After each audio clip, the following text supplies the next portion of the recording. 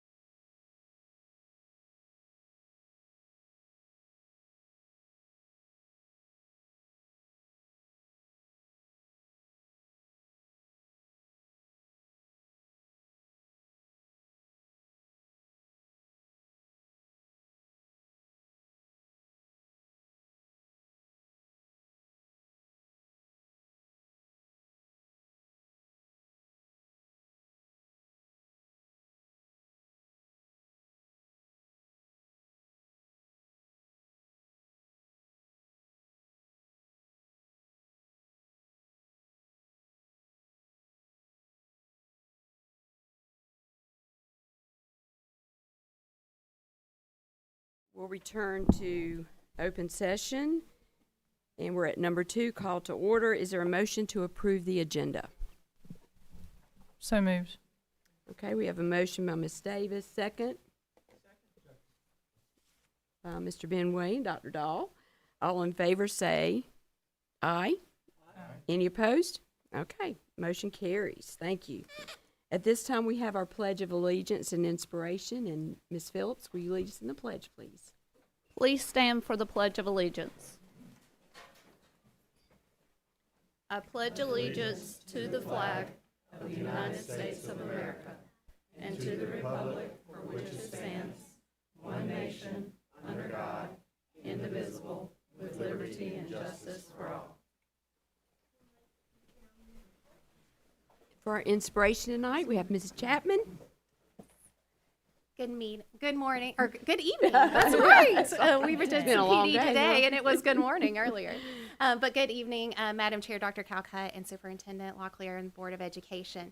Today, I want to give you some inspiration with a few stories of some of our exceptional students and exceptional educators. I could give you a bunch of amazing quotes, but I really want to give you some amazing stories of what our educators and our students are doing in Moore County schools. So our teachers go above and beyond to help our students grow. Just last year, we had an EC teacher that continued math instruction even during a fire drill. She was still doing those math facts with that student because she's relentless in her effort to help our EC students grow. Last year, I watched an amazing EC teacher assistant who took a leap in the middle of the year in January to become an EC teacher to an amazing group of students with autism. She was able to rise to the challenge and meet the need of our district as an EC teacher. She handled the challenge with such grace, and she built relationships and getting to know her students with autism, and she's so excited to get ready for a new group of students in August. When reflecting on last school year, we had a phenomenal group of beginning teachers that had a huge impact on students. I was in awe of several of our beginning EC teachers and the impact that they were having and leading IEP meetings with such confidence and fidelity. Believe me, when I say we have some BTs that will be the future leadership of Moore County schools, I've seen them. They are inspiring and making big waves across Moore County. And just today, we had the opportunity to start welcoming some new beginning teachers to our EC department, and we are really excited to see what this year holds.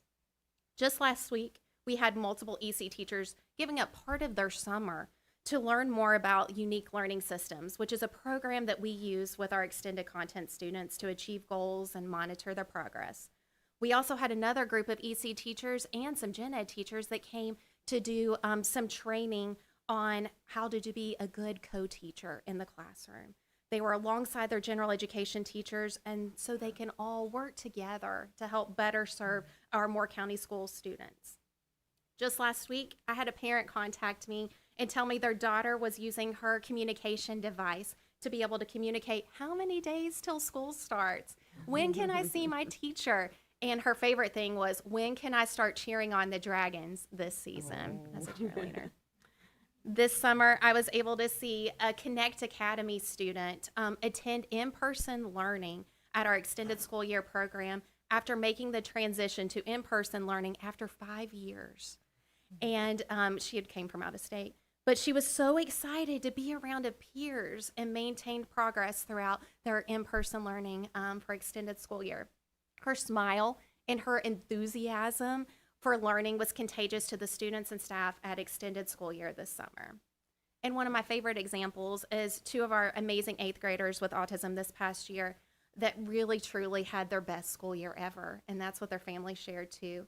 They showed growth on their EOGs, they reduced their behaviors dramatically because of the support from their teachers, their autism teachers, their administrators, their gen ed teachers. They all were committed and prepared to work together because they wanted to see these students get to high school, to the OCS program.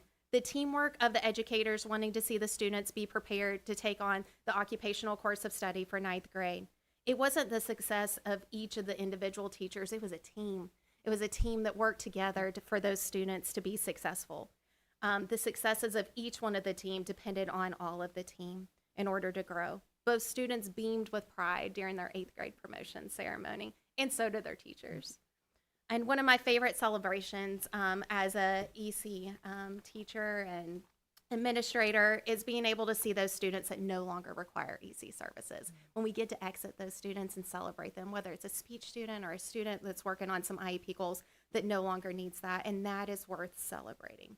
I cannot wait to see what our EC students do this school year, and I look forward to being able to share with some of their amazing progress that they'll have this coming school year. Thank you. Thank you. And I want to thank everyone for being here. I was so focused on getting started, I forgot to welcome everyone. So I do want to take a moment just to welcome you all here this evening. Thank you for being here. It's always wonderful to see some smiling faces. And at this time, I'd like to turn over to Ms. Davis for our moment of silence. Thank you. And Ms. Chapman, you did a great job. And a focus on individuals and the stories of each person that's in Moore County Schools, whether it's a teacher, a student, the bus driver, everybody is important and very special. So tonight, actually earlier today, Miss Deborah Jane Golston Thomas was laid to rest. I want to read, she worked for Moore County Schools for 34 years. So if y'all would just bear with me, I do want to read a little bit from her pamphlet for today. Deborah Jane Golston Thomas, affectionately known as Debbie, God's sweet angel, was born May 18th, 1960, to her father, Carl C. Golston, Jr., and late Mary McLean Golston, both of Carthage, North Carolina.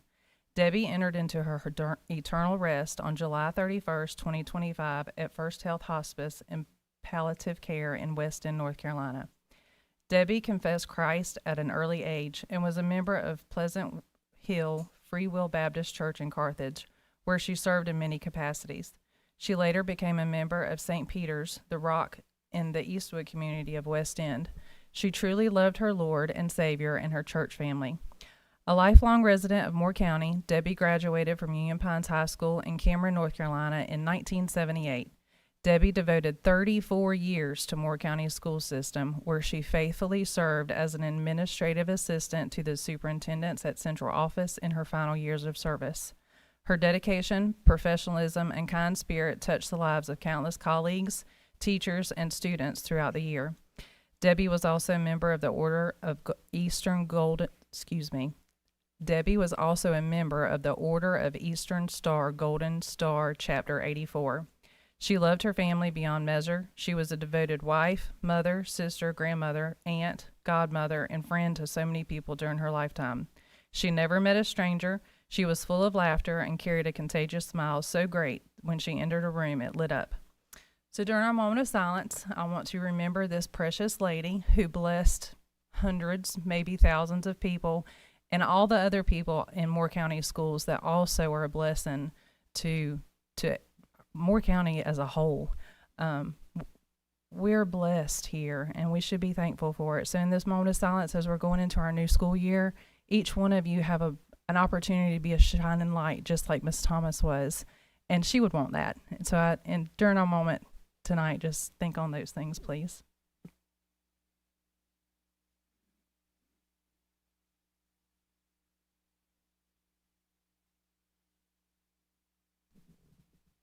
Thank you. Thank you, Ms. Davis. And we're ready for our recognitions. Mr. Batchelor.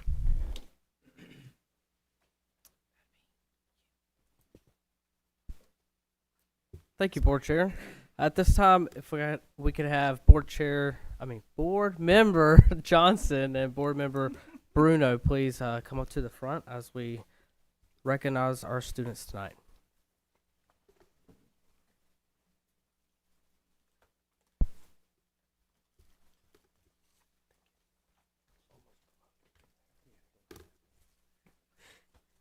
First up, if we could have Caroline from Union Pines High School, please join our board members at the front.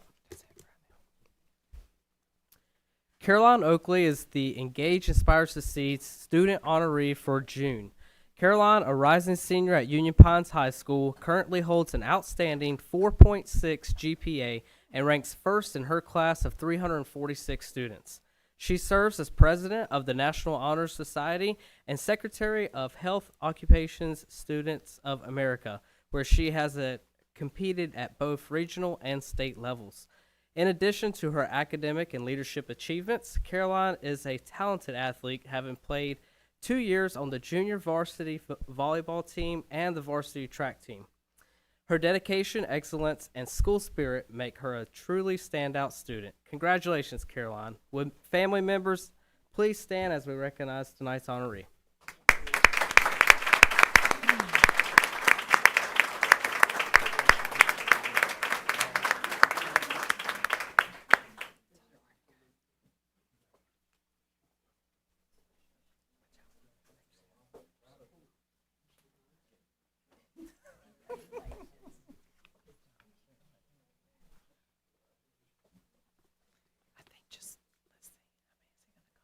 Maybe. And tonight we have a few additional recognitions. First, if we could have Andrew from Union Pines High School join our board members at the front. Andrew from Union Pines High School is the most recent graduate of Union Pines High School, and he earned first place in carpentry at the National Skills USA competition in Atlanta on June 27th. Representing Moore County Schools and the Moore County Home Builders Association, Andrew competed against the top students, carpenters in the nation. With 5 generations of carpenters in his family, his win reflects incredible talent, dedication, and passion. Accompanied by his shop teacher, Mr. Gardner, and his father, Andrew showcased the strength of our career and technical education programs. Congratulations, Andrew, on your miraculous achievement. Would family members please stand as we recognize Andrew?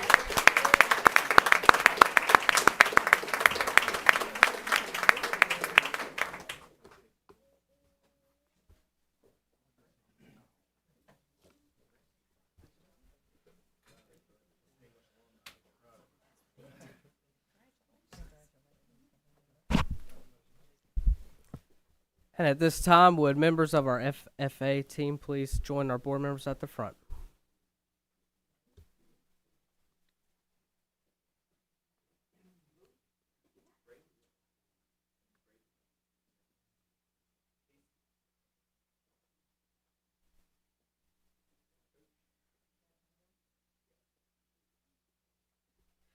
North Morris Nursery and Landscape team placed first in their regional competition, earning a spot at the state FFA convention in June, where they again took first place out of 22 teams statewide. They will now represent North Carolina at the National FFA Convention Nursery and Landscape Competition this October. This event tests students' knowledge of horticulture and landscaping through plant identification, exams, design interpretation, and real-world team scenarios. The experience builds industry-relevant skills, teamwork, and leadership.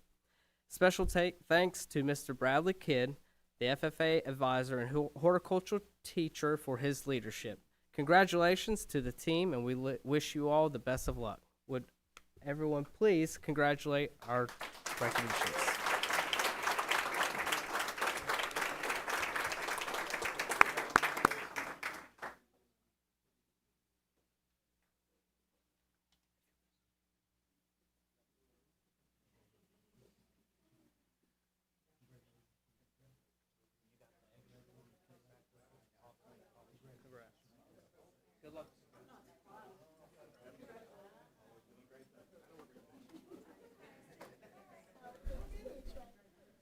And Dr. Scott, if you'll make your way to the front.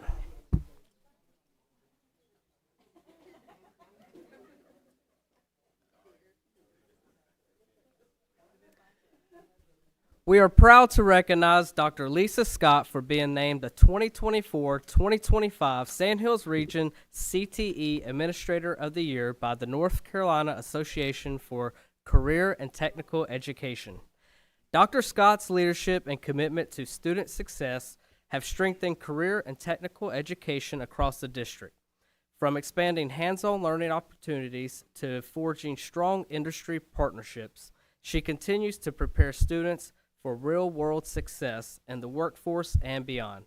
Congratulations, Dr. Scott, on this well-deserved honor. Will people enjoy?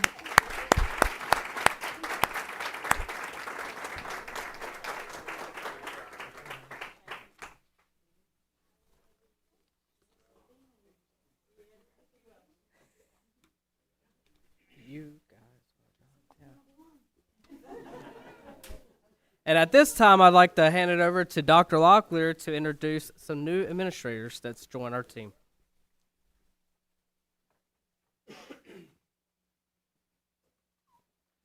Good evening, everyone. Again, of course, good evening again, board members. I have the distinct honor, as I do each August, to welcome our new administrators who are either transitioning into new roles from other roles in our school district or having the opportunity for a new role as they've gotten a promotion as an administrator. So I'm going to call these folks up front. I'm going to ask if they come up front, and then in the end, if we can give them, show them our gratitude and excitement for them as they take on these new roles. First, Miss Jamie Sinan, who transitioned as of July 1 into the deputy superintendent role.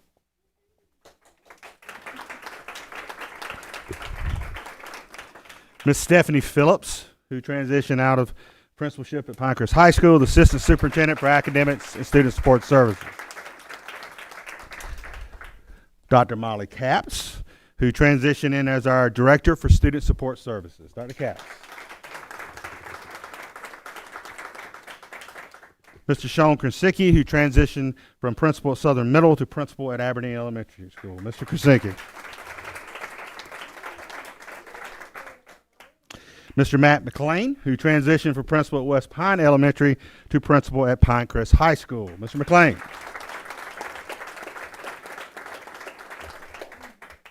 Ms. Sharice Campbell, who is transitioning, there she is, Ms. Sharice Campbell, who's transitioned as assistant principal at Cranes Creek to interim principal at Cranes Creek Middle School. Ms. Campbell.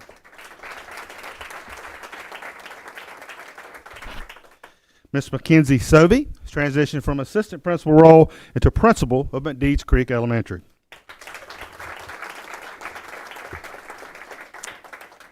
Ms. Selena McNeil is transitioning from assistant principal to principal at Pinehurst Elementary. Ms. McNeil.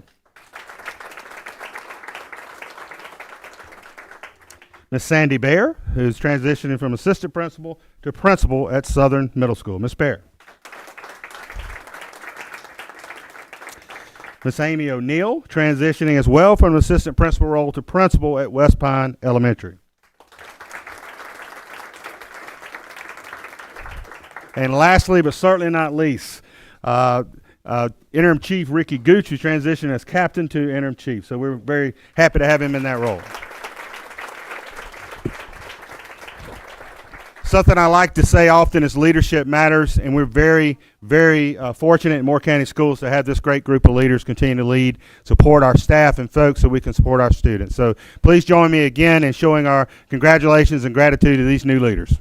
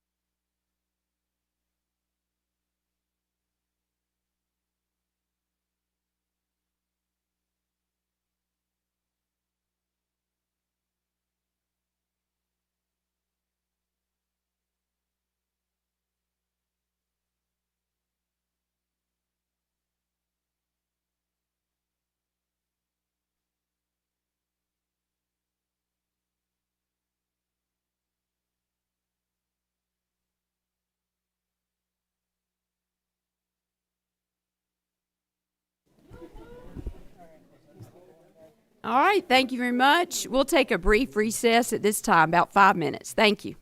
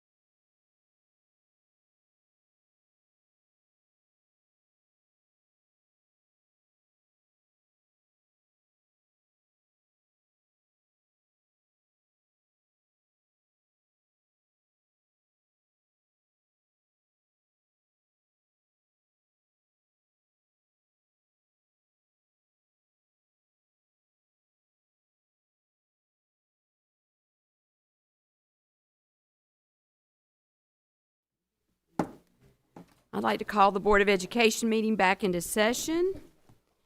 And we're at item 4, our consent agenda. Do we have a motion to approve the consent agenda as presented? Okay, motion by Mr. Benway. Do we have a second? Second. Second by Dr. Dahl. All those in favor say aye. Aye. Any opposed? Motion carries. Thank you very much. We're at item 5, public address to the board. Ms. Davis, do we have any speakers tonight? Yes, we have 2. So I'll just go ahead and call both of you and come up in order. We have Miss Jessica Arno and John Miziak.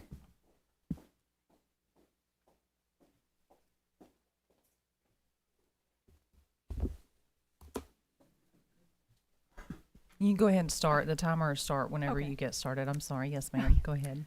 Good evening, members of the board and district leadership.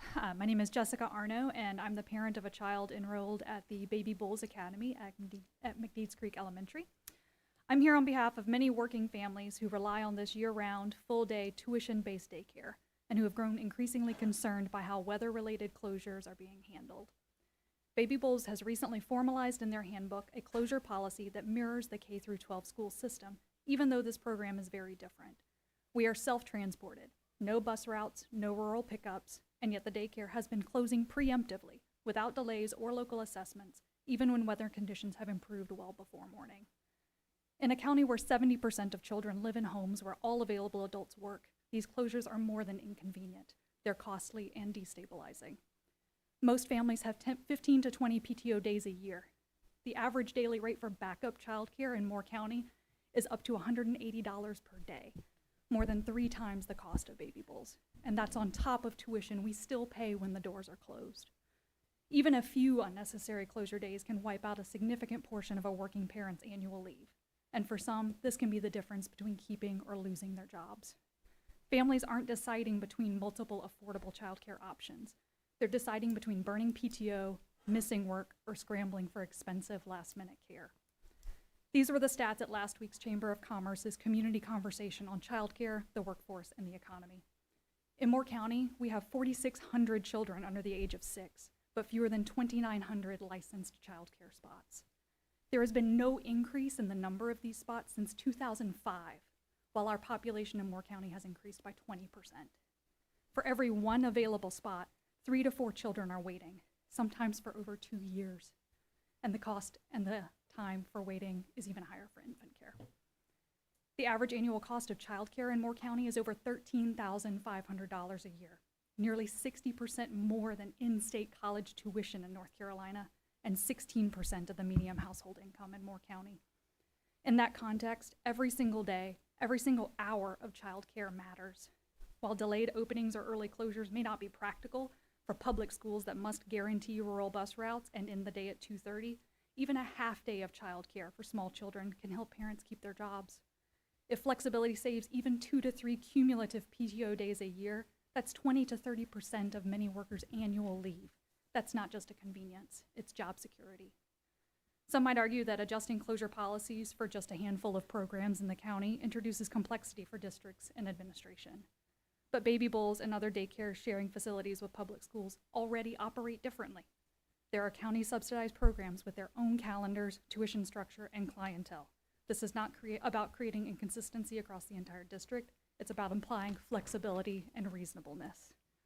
We agree safety must come first, but district communications already allow staff who feel unsafe reporting to follow the inclement weather plan, which typically means using their own leave. Miss Arno, that's your time is up. I appreciate it.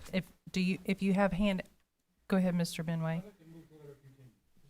Yeah, that's Miss. Okay. We'd have to suspend the policy. I make a motion to suspend the policy on public speakers to allow Ms. Arno, Yeah. is that correct? Mhm. Yes. To continue speaking. Second. Mhm. Okay, we Oh, have a, Thank we have a you. I think it's motion a and a second. 2/3 All in vote. favor, say aye. Aye. Aye. Thank you, ma'am, for your Thank you so much. for understanding. I won't be much longer. No, you're fine. Others may raise safety concerns, and we agree. Safety must always come first. But district communications already allow staff who feel unsafe reporting to work to follow the inclement weather plan, which typically means using their own leave. We feel that that's a fair balance for parents and staff, and a similar approach could be extended to Baby Bulls families. If staff can safely report and families feel safe driving, the daycare should have the option to remain open, whether on time or on a short delay. if the facility has power, the immediate area is clear, and alternative routes are reasonably available. I also want to acknowledge that parents raised these concerns to the new McDeeds Creek leadership, and yet shortly after complaints were raised after the most recent closure, the parent handbook was quietly revised, from saying the program follows the school calendar for holidays to now stating holidays and weather-related closures. No communication, no discussion, no transparency. And less than a month before the school year starts, especially given current childcare conditions in Moore County, no other option. And for a program partially funded by the county, that lack of accountability is troubling. Some may say this isn't a high priority issue, but Baby Bulls is one of the only center-based, year-round, full-day childcare options in the county. Parents aren't staying because they're satisfied. They're staying because there are no other viable options. That's not a reflection of success. That's a reflection of scarcity. And it makes it even more important that the policies governing this program are fair, thoughtful, and responsive to the workforce this program and others like it serve. I'm not here tonight to demand immediate change. I'm here on behalf of parents and working families to ask for a formal, transparent review of the current closure policies at daycare centers operated within public school facilities. We are asking this board and the district leadership to evaluate how more flexible, locally informed approaches, like delayed openings or site-specific assessments, could be used.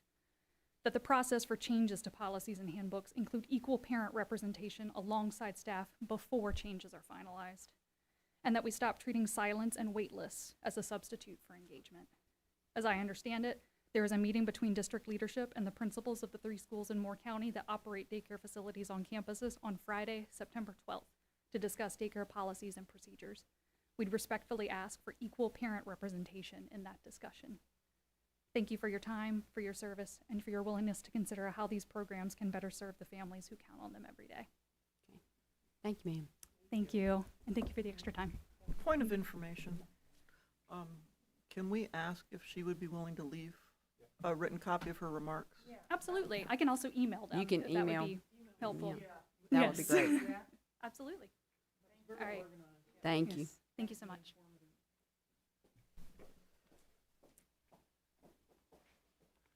Board, my name's John Miziak. And I would say that's more than a school district problem. It's a problem for the county, and maybe you can make your point to them, the commissioners. I promise to be as controversial as I can be tonight. In 1880, the population of the U.S. was approximately 50 million people. By 1920, it had grown to approximately 106 million people, and 20 million of them were immigrants. Among those new arrivals were my paternal grandparents. They arrived unaccompanied minors with virtually nothing in their pockets. When they arrived at Ellis Island, they signed their names and passed a rudimentary physical exam, and they were sent on their way. They began their new lives in America working in knitting mills that existed at that time in upstate New York. Eventually, my grandfather left the mills and started his own painting and wallpapering business. Together, they raised 4 sons and 2 nephews during the Great Depression. My grandfather became a millionaire working, investing in a shopping center, apartments, a discount department store, and even a radio station. Many of you may be familiar with the term Mag 7. These are among the largest, fastest growing tech companies in the world.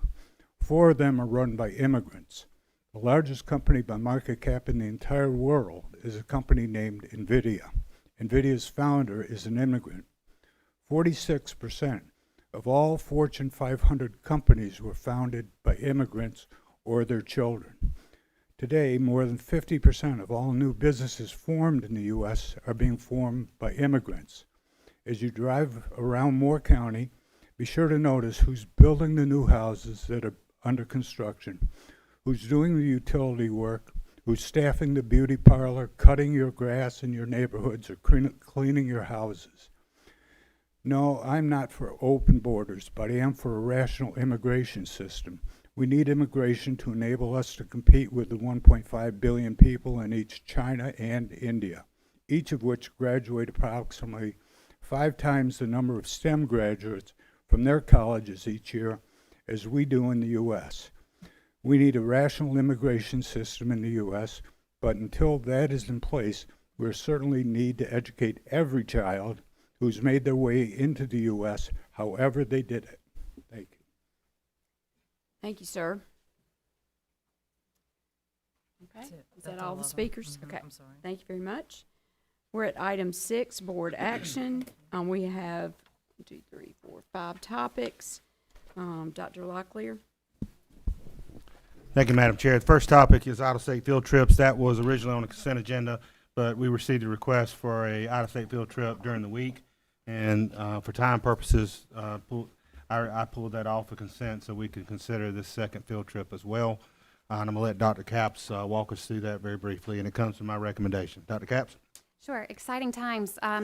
So to follow up, the original request was with the National Honor Society with Pinecrest High School. I mentioned that one at the work session. There's been no changes there, board.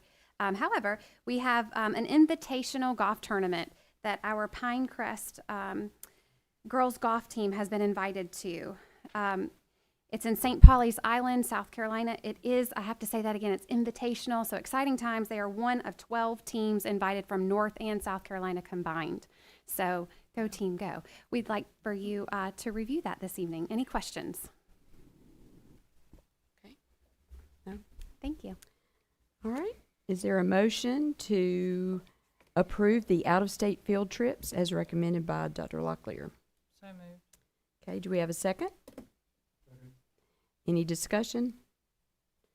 All in favor say aye. Aye. Any opposed? All right, motion carries. Thank you. Thank you, Madam Chair. Second item for consideration is the 2025-26 Federal Programs Consolidated Application Funding Overview. Dr. Scott reviewed that with the board last week at your work session, and it comes with my recommendation for the board's approval. Thank you. Okay. All right, are there any questions or? All right, at this time, we have a motion, we need a motion to approve the Federal Programs Consolidated Application. Do we have a motion? So moved. A motion by Ms. Davis. Do we have a second? Second by Mr. Johnson. Are there any comments? All right. Hearing no comments, all those in favor say aye. Aye. Any opposed? Okay, passes 6-1. Thank you, ma'am. Item C, Gaggle Student Safety Software Renewal. Mr. Eklund and Ms. Phillips presented on this at the work session.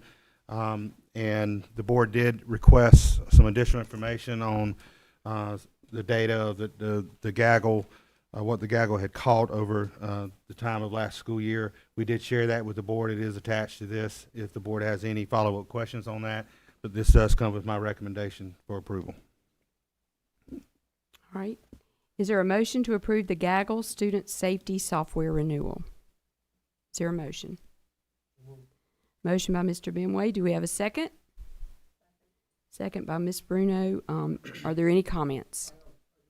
Okay. Yes, sir. As you might recall, I asked a somewhat technical question at the work session.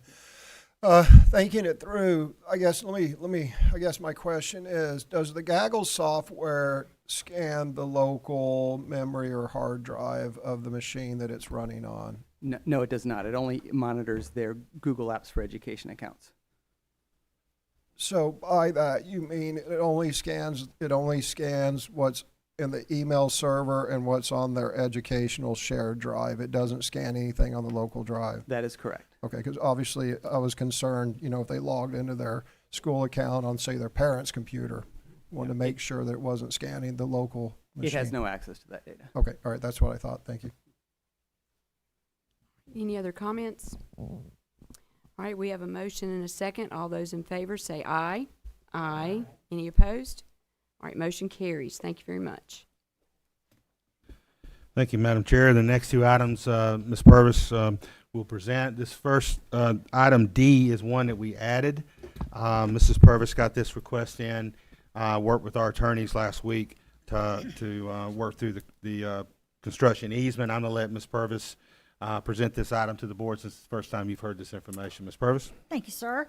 And thank you for allowing us to add this so that we can get this back to the town of Vass. They've received funding from the North Carolina Department of Commerce to construct a 5-foot concrete sidewalk along the southern side of Holly Street. That will provide a pedestrian connection between Vass Lakeview Elementary School and Sandy Ramey Keith Park. At this time, they're seeking a temporary construction easement while installation of that new sidewalk is in progress. This sidewalk will benefit both the school as well as the community.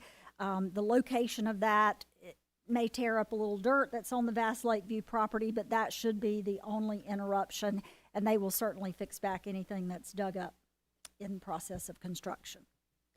Are there questions? Do they still take kids from Bass Lakeview to that park for field day and things like that? Yes, ma'am. So that sidewalk directly benefits our students. Oh, sorry. Do I need to repeat that? Yes. Okay, my question was, does Vass Lakeview still take students, walking from the campus up to that park for field day events and things like that? Yes, ma'am, they do from time to time. So it will directly benefit the school as well as the community. All right, we need a motion to approve the temporary construction easement for the town of Vass at Vass Lakeview Elementary School property. Do we have a motion? I will. So move. Okay, do we have a second? All right, motion by Dr. Dahl, second by Mr. Johnson. Are there any other comments? All right, hearing none, all those in favor say aye. Aye. Any opposed? Okay, motion carries. Thank you very much. Thank you, Madam Chair. The final item for action is E, Moore County Tourism Development Authority one-time project fund application. Mrs. Purvis was able to present this item to the board last week. This is the Convention and Visitors Bureau grant application for matching funds to what the Board of Commissioners approved for a field turf project at Union Pines High School. The Board of Commissioners set aside $600,000 to match a grant from the Convention and Visitors Bureau, encouraging us to apply for that project at Union Pines High School. This would offer the opportunity for us to have field turf there that would be low maintenance and would also be playable in almost any condition.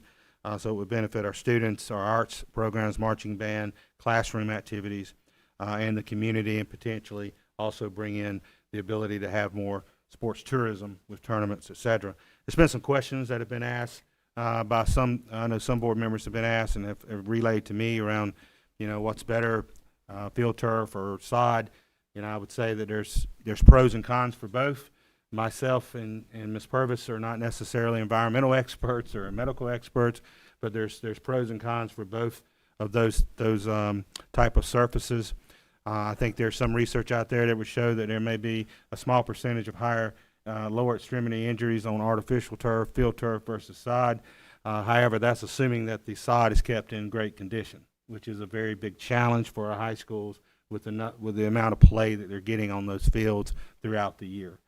And field turf offers the opportunity, once it's installed, for low maintenance and cost savings on the maintenance side, and the opportunity to be playable under almost any conditions.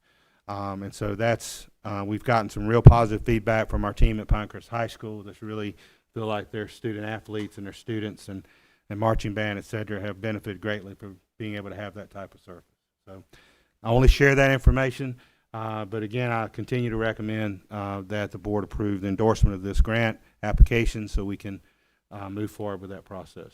Anything else you want to share, Ms. Purvis? Yeah, I'll just share. Mr. Hensley had asked, did we have any clubs that were already willing to commit to a tournament? At this time, Carolina Football Club, that's a youth soccer weekend team, they have said that they would be ready to hold a tournament here as soon as that turf was installed, which would be next summer. Their club is in Pinehurst, Sanford, Holly Springs, Apex, and North Raleigh, and they've shared with Mr. Hewitt that they would be interested in hosting a tournament. I'll also share, I got to thinking about it after our work session. I know there were some questions in regards to the amount of money that we've spent to put down the grass at Union Pines and the worry that we'd put money in there that was wasted. And I want to just explain, I know that Mr. Green shared with you on that Monday night that if we had a decision by Friday, we could move on that. But the reality is that we don't work in the private sector. And so had you voted on that Monday night to, yes, let's trudge forward, we couldn't tell a particular person or company on that Friday, yes, move forward. Because general statute says that we must put out an RFQ.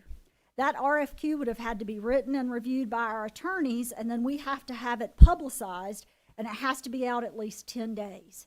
Now, when we put it out, it also has to match the timeline of when we can publish it in a local newspaper. So we have to make sure that we don't put out the RFQ online before it's published in the paper. So sometimes that can hold us up 3 or 4 days. So you're looking at least 14, 15, 16 days before we would have been able to select the company that's going to be able to put in that turf. I met with the folks after that put in our Pinecrest turf. And I asked, what's the fastest you can get this put in once we are ready to move on this? And they gave me that 3-month timeline, which was mid-November to mid-February.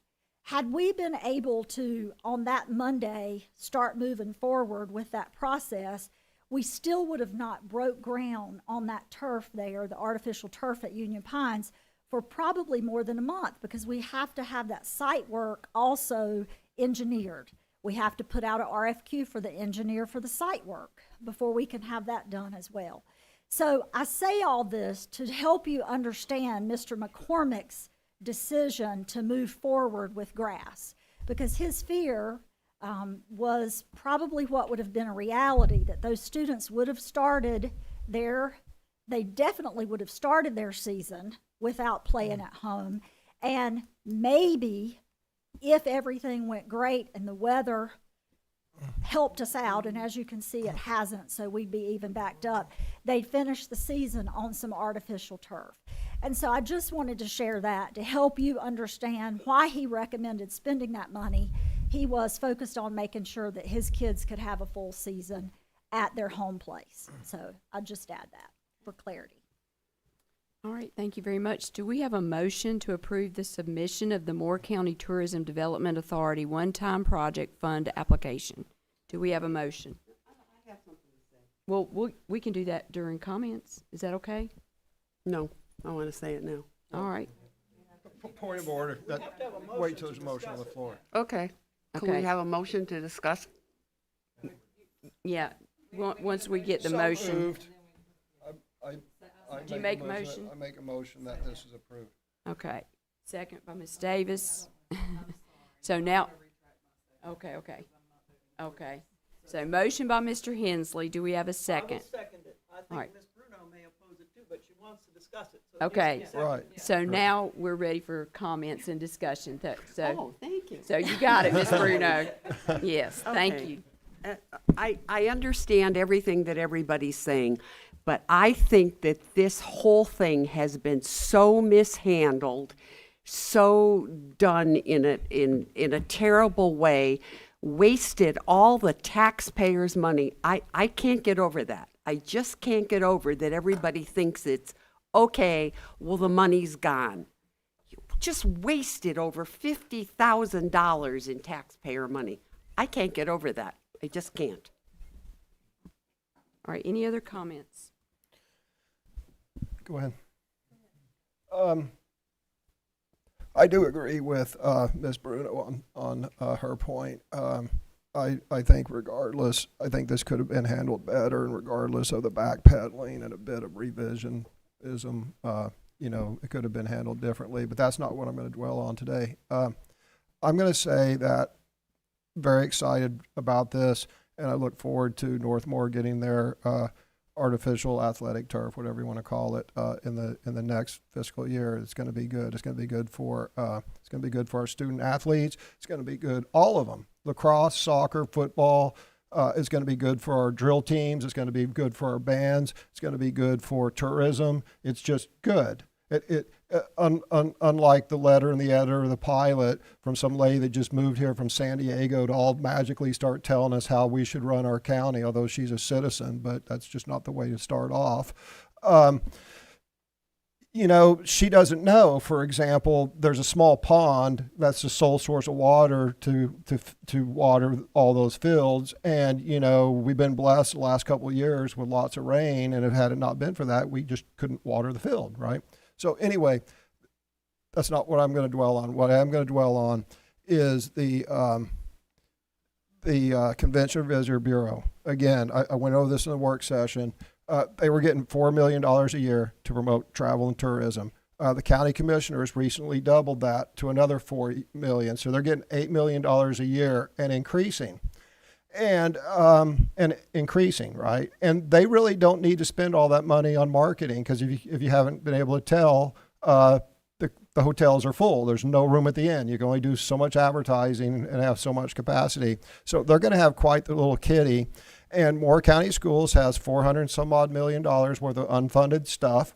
A lot of that for like our new high school and whatnot are athletic fields and performing arts center, which is, we can't forget. And these grants from the Convention Visitor Bureau are 100% applicable, as we're about to demonstrate, for dual use facilities, things that benefit our student athletes and our performing arts students, you know, band and whatnot, acting, drama, theater, but not the chess club.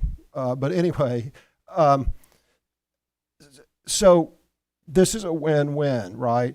And we can take part of that money and we can use it to relieve the taxpayers of having to spend their property taxes and have their property taxes go up to pay for athletic fields, when we can use the Convention and Visitor Bureau money. So and I mentioned this during the work session, we as a board and you all as citizens should not accept anything less than 25% of their annual budget going to fund things like this, our athletic fields and whatnot, because again, it benefits our student athletes, it benefits tourism, and it relieves the taxpayers of money. And you know, if they don't agree, then the county commissioners should just rescind that doubling of the occupancy tax. So the county commissioners have leverage over the Convention or Visitor Bureau, and if they don't agree to do this, then the county commissioners should just cut the tax rate back to what it was, and then you know, they can just anyway. So we as a board and the citizens of Moore County should not settle for anything less than 25% of that spent in investing in our students. Thank you. Other comments? Okay, Dr. Dahl. Well, we board members received a fairly informative letter from a citizen who has some experience with this, and I thought that was very interesting, and it led me to do some research and ask some questions. And I know Ms. Davis raised some concerns at our last meeting, and you're very eloquent about it. Give yourself credit.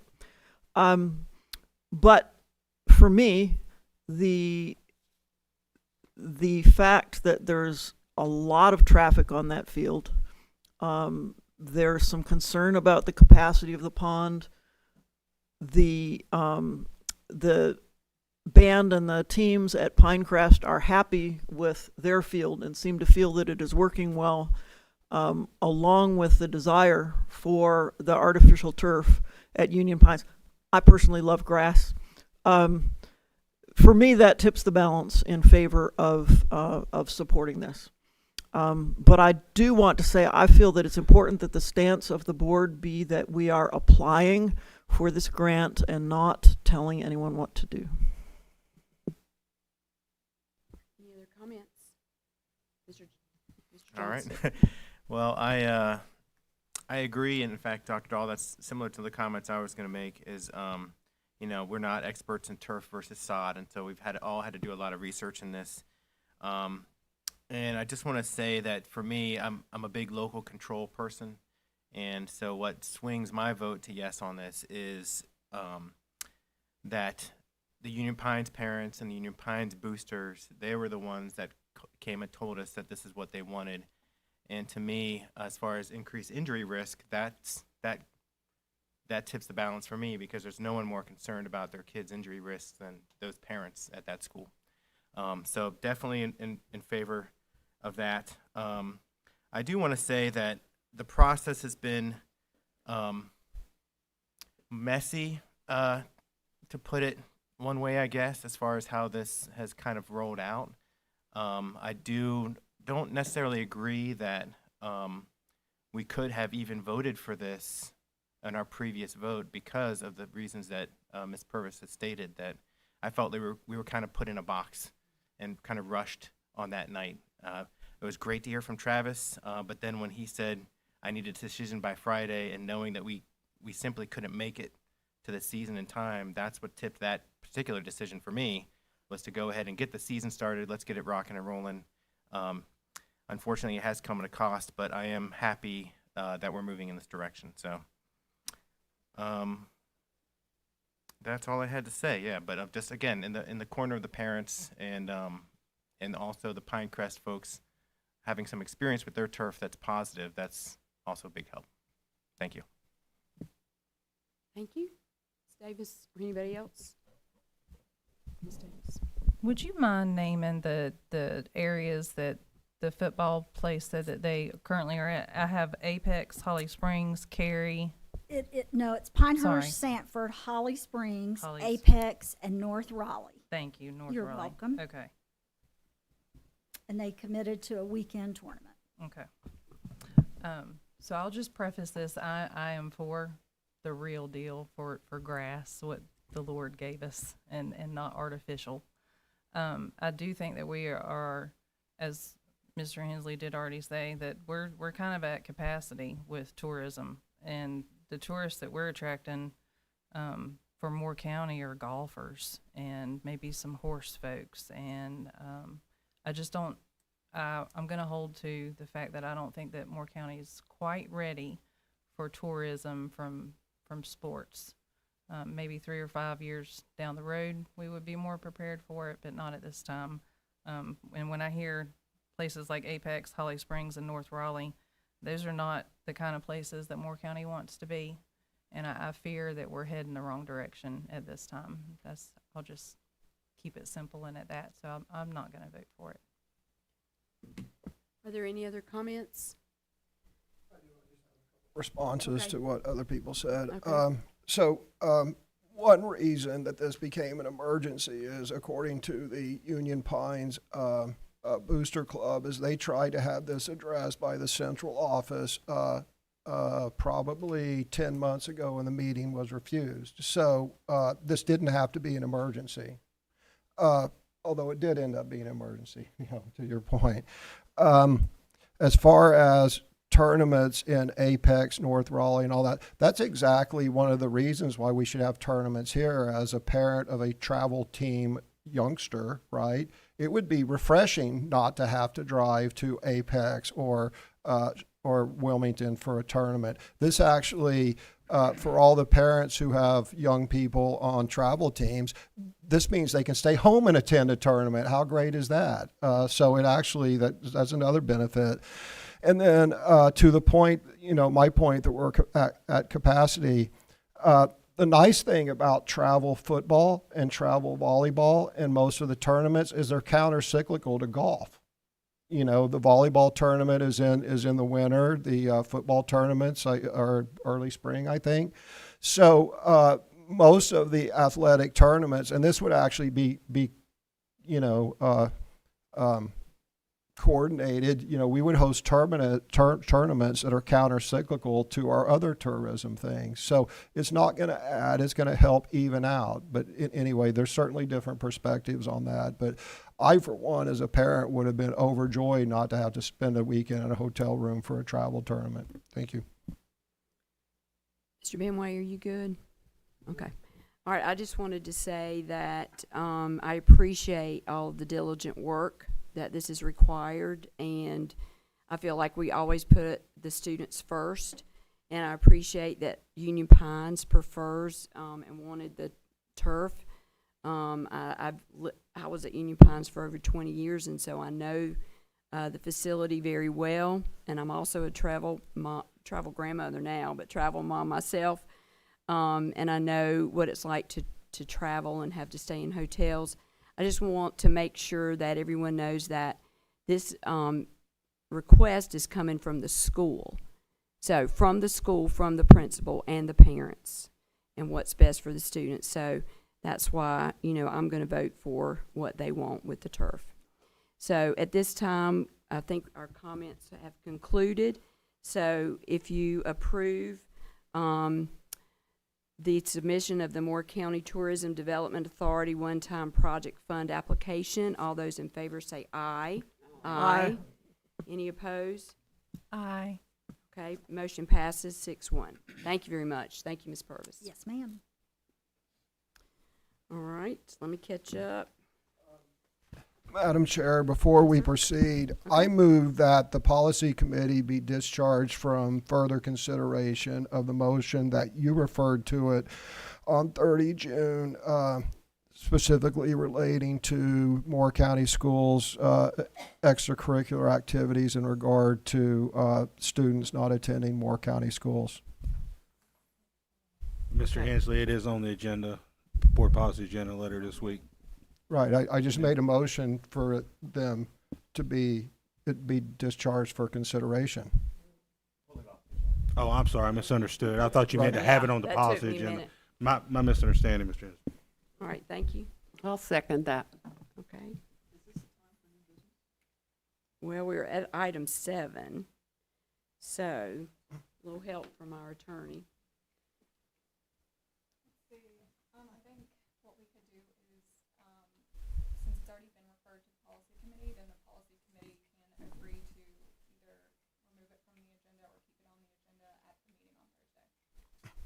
Okay. Actually, according to Robert's rules, anything that's been referred to a committee at any time, a board member with a valid second can make a motion to discharge it from committee, and then that motion has to be discussed and voted on. At any time, so, point of information, is this an appropriate time for that motion? At any time in a meeting, I could do it like during my closing comments, yes. Okay, thank you. So does it need a second? Yeah, I'll second it. It's already Okay, Pauline yeah, so we had a seconded. motion by Mr. Hensley, second by Ms. Bruno. All those in favor of, No, there's a discussion, okay, sorry, there's comments. All right, discussion. time for comments. Right. Thank you. comments and a vote. All right. Right. Comments. Okay, so let's go back in time a bit. In May, it came to light that the central office had someone from the central office had sent a memo or email or what out to homeschooling parents saying that for various reasons they were no longer able to participate in the all-county band. So I put it on the agenda that I wanted to discuss that. And the reason why I put it on the agenda is because I wanted a discussion among the board on this issue. And then my hopes were that we would then have a vote, not a vote on the board, we would have a vote on the board to get the will of the board so it went to the policy committee. And instead of having that discussion, which I'm hopeful we'll have today, instead of having that discussion, it was referred to the policy committee with no discussion. And two things as a result of that. One is we're starting the school year with no additional guidance. So yes, I realize that the policy committee did not have any meetings and they have one scheduled for this week. Well, that's unfortunate because as we know, school's starting soon and we don't have time to do a policy in time for school. So that's bad. So if something's referred to committee that seems to be timely, we would think we would have a timely meeting of the committee so that it's considered before we go to school. So that's point number one. It's too late for that. But it's not too late for the second part. And that is, I really believe that committees should not do things in a vacuum. If a committee is going to take something up like this that we know board members have different opinions on, the correct planning process isn't to go in a committee and write a policy without getting views of the board members and then just producing it on a work session, and then we're sitting there changing prepositional, getting rid of prepositional phrases, inserting commas, when it completely misses the mark of what we wanted. The correct planning process is what I'm hoping we'll have today, is a discussion among board members of what they think about it. Look, you may think that if you're not in Moore County Schools, you have no business accessing our extracurricular activities. That's great. If so, say it, and the policy committee will take that in consideration.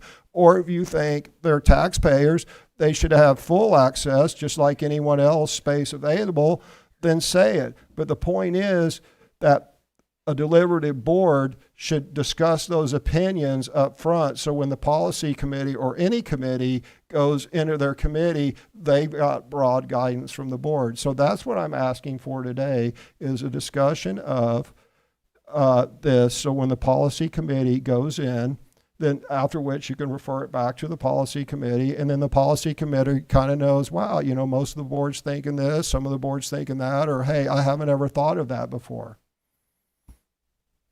Any other comments?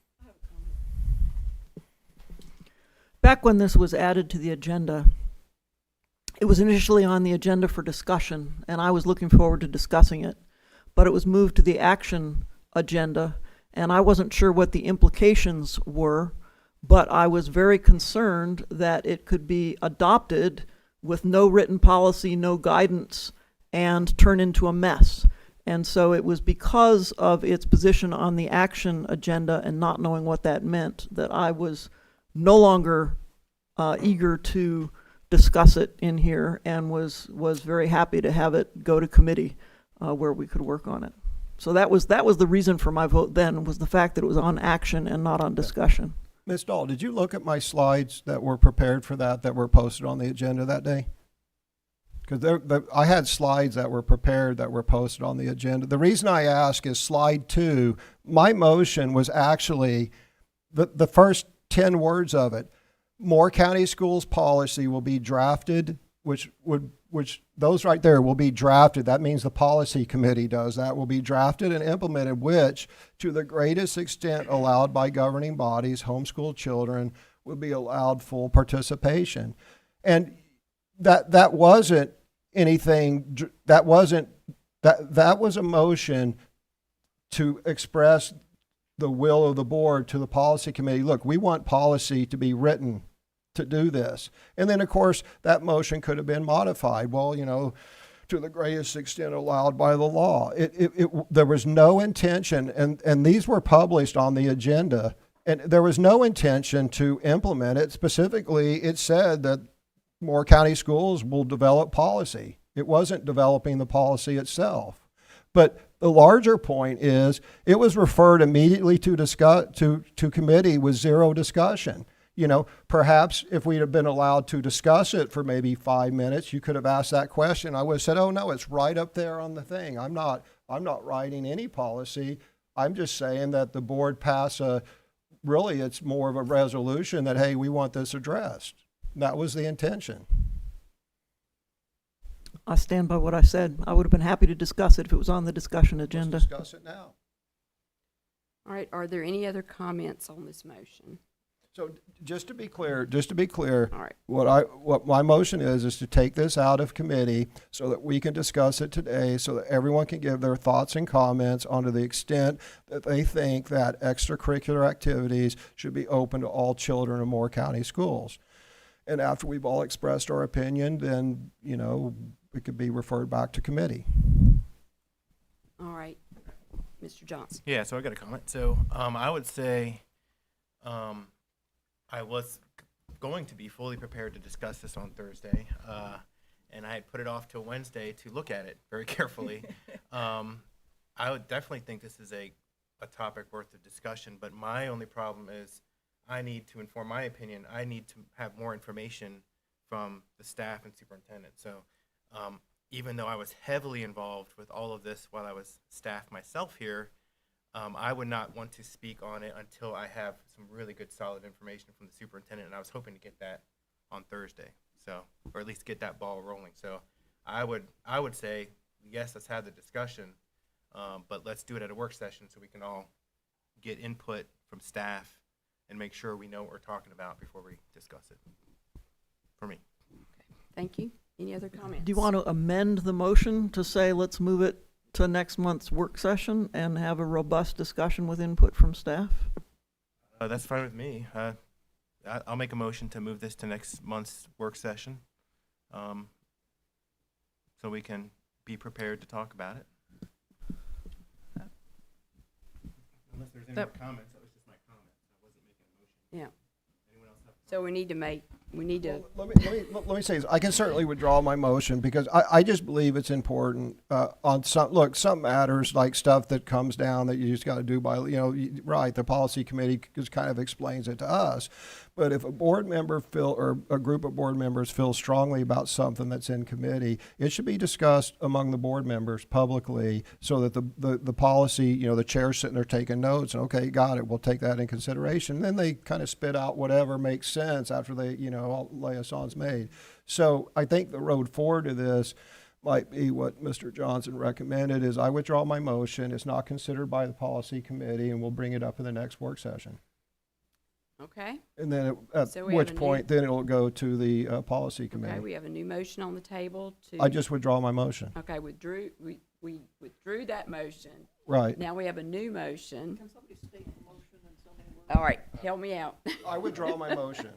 Yeah. But Yes, sir. if you withdraw your motion, we still see it. Can the chair make that decision? I'm sorry, Mr. Vice Chair. No, I'm sorry. You go ahead. I'm just trying to get clarification from our attorneys. Can the chair make that decision if she want to pull it off of policy and Okay. place it on the next work session agenda? Okay. Thank you, sir. Appreciate it. You can, I appreciate everyone's comments. I appreciate your thoughts, Mr. Hensley.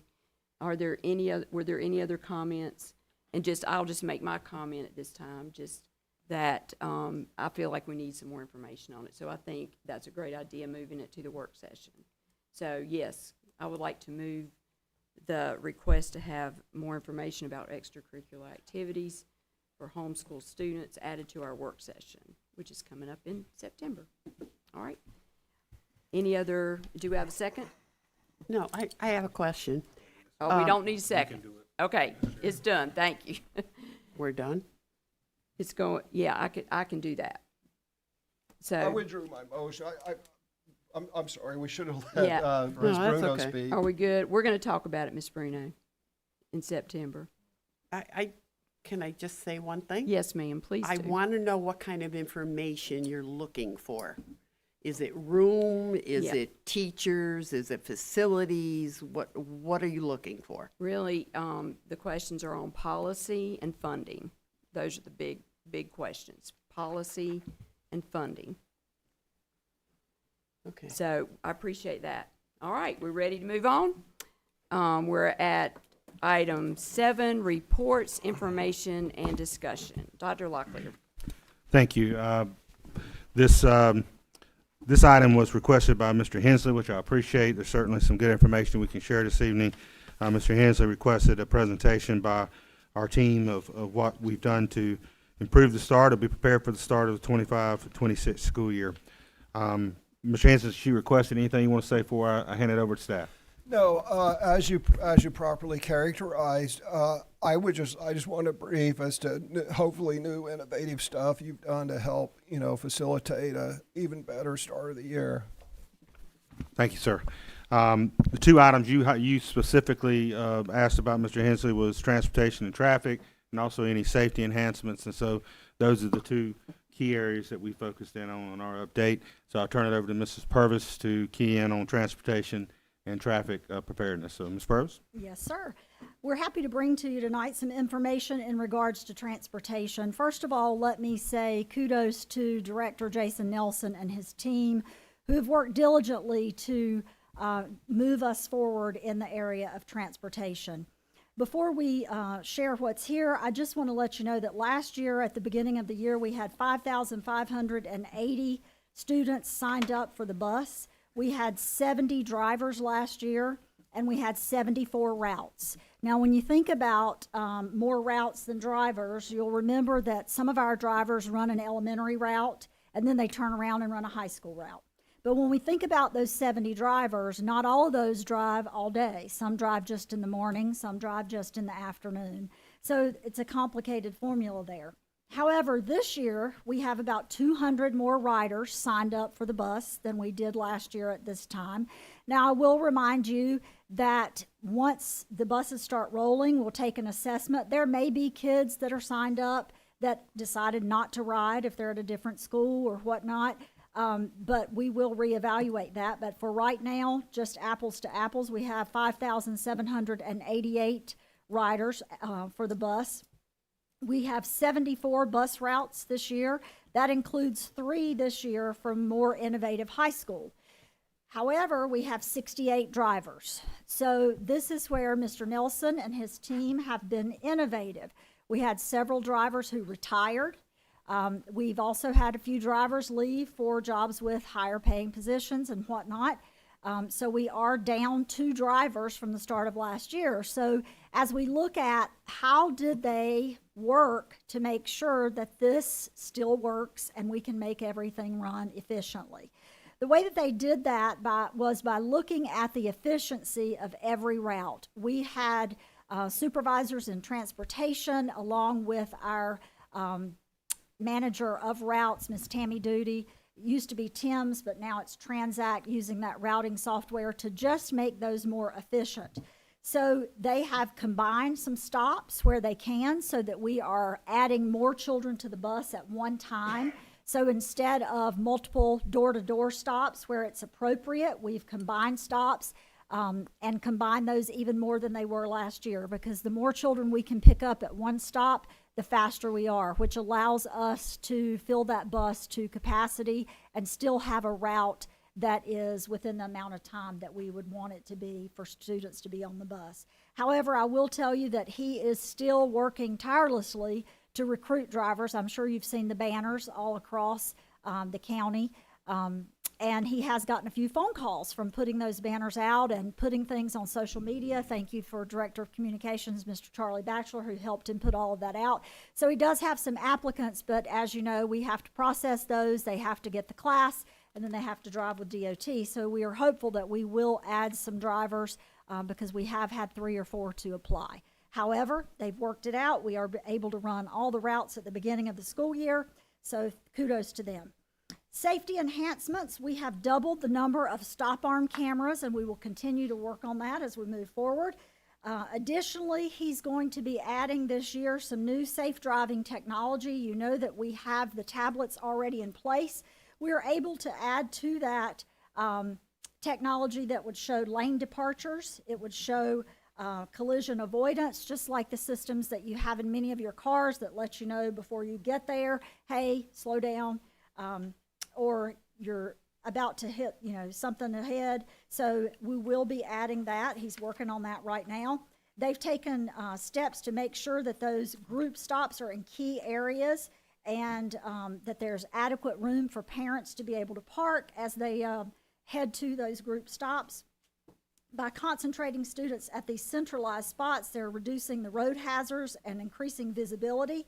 They've also tried to emphasize, wherever possible, right-hand pickups. We want to make sure that kids are not crossing the road, if at all possible, especially in those high-traffic areas. So we could have a couple of spots in a very rural area where that may happen, but they've really concentrated on, if it is a road that has much travel at all, ensuring that that route goes in a direction that it can be a right-handed pickup for safety. Also, he has worked with Moore County Emergency Management Services. We originally thought DOT could do it, but they said they're kind of getting out of the business of putting signs. But thank you to Moore County Emergency Management Services, who said they would allow us to use their signs that we can put at the following locations so that traffic will know, hey, there may be delayed travel time. We may have increased traffic here at the start of school. Mr. Batchelor has also recorded an announcement for 102.5, so that will just be informing folks of the start of school and the traffic. And you might remember that last year, Matt Lamb from the Pilot published an article talking to folks about buses on the road and what they needed to do to keep safe driving in mind while we have those buses on the road. He plans to do that again next year, or this year, so we're thankful for that. You know, we've been working on that bus entrance at Pinecrest. We always have a backup there, and the buses are usually late because they get caught in traffic with the number of cars that are there at Pinecrest. We have completed the initial phase to that. We've got gravel on that driveway, and we are getting quotes right now for asphalt. When the folks did come out for the asphalt last week, though, they told us with the amount of rain we had, they don't want to asphalt it until it settles really well. They don't want to do that for just a bit.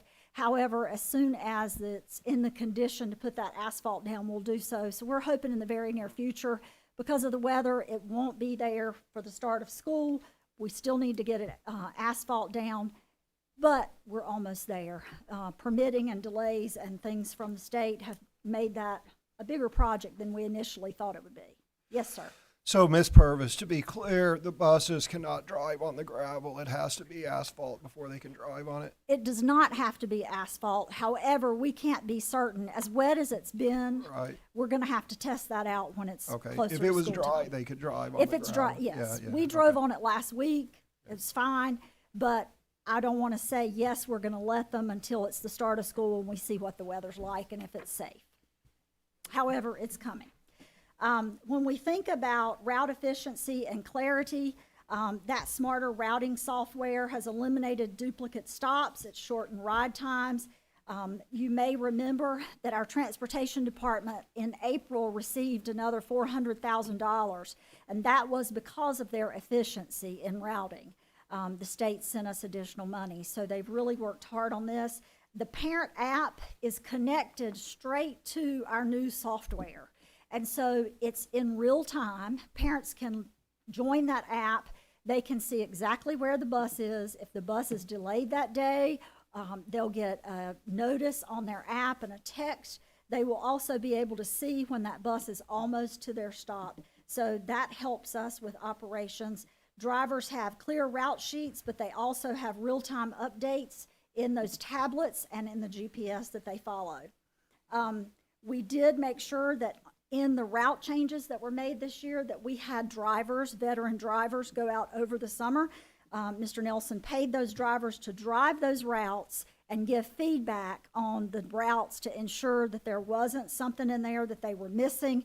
You know, if we don't drive those routes, then sure enough, we'll get there and it's not a great turnaround spot or whatnot. So we are thankful to the drivers who were willing to do that this summer to ensure that those new routes were good. We've maintained open communication with schools and families just to let them know about signing up for the bus, letting them know that it's very important that they have that bus app so that they have real-time updates. And then one of the things that he's really focused on is giving drivers training and support.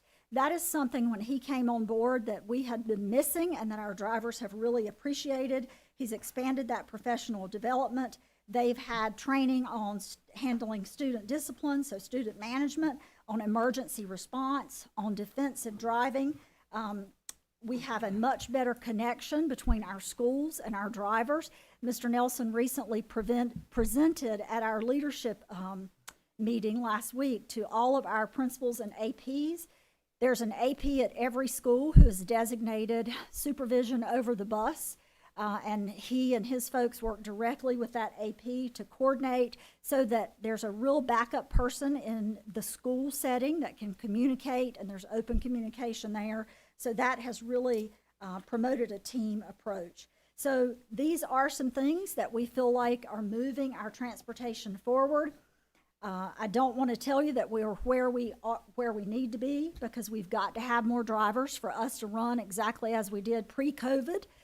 With the shortened routes and picking up everybody in a shortened amount of time. So we still are going to be, hoping to recruit drivers. But his team has done a phenomenal job of making it happen with what they have, which is terrific. Questions?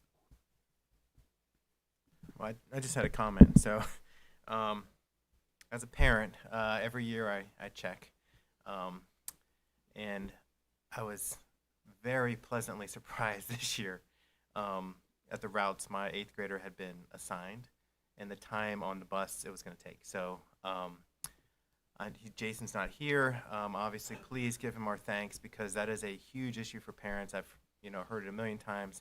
It's the number one thing that parents want to talk about, as you, I'm sure, are very well aware. And so I'm hoping that efficiency really kind of works out. And we carpooled all last year, and we're going to dive back in with a positive attitude. And I encourage other parents to do the same, and very hopeful it all works out really well. I do want to say, just on transportation, it is a strategic plan priority of ours, and so I love that you're giving this information, and I would love to have regular updates on what this looks like throughout the year.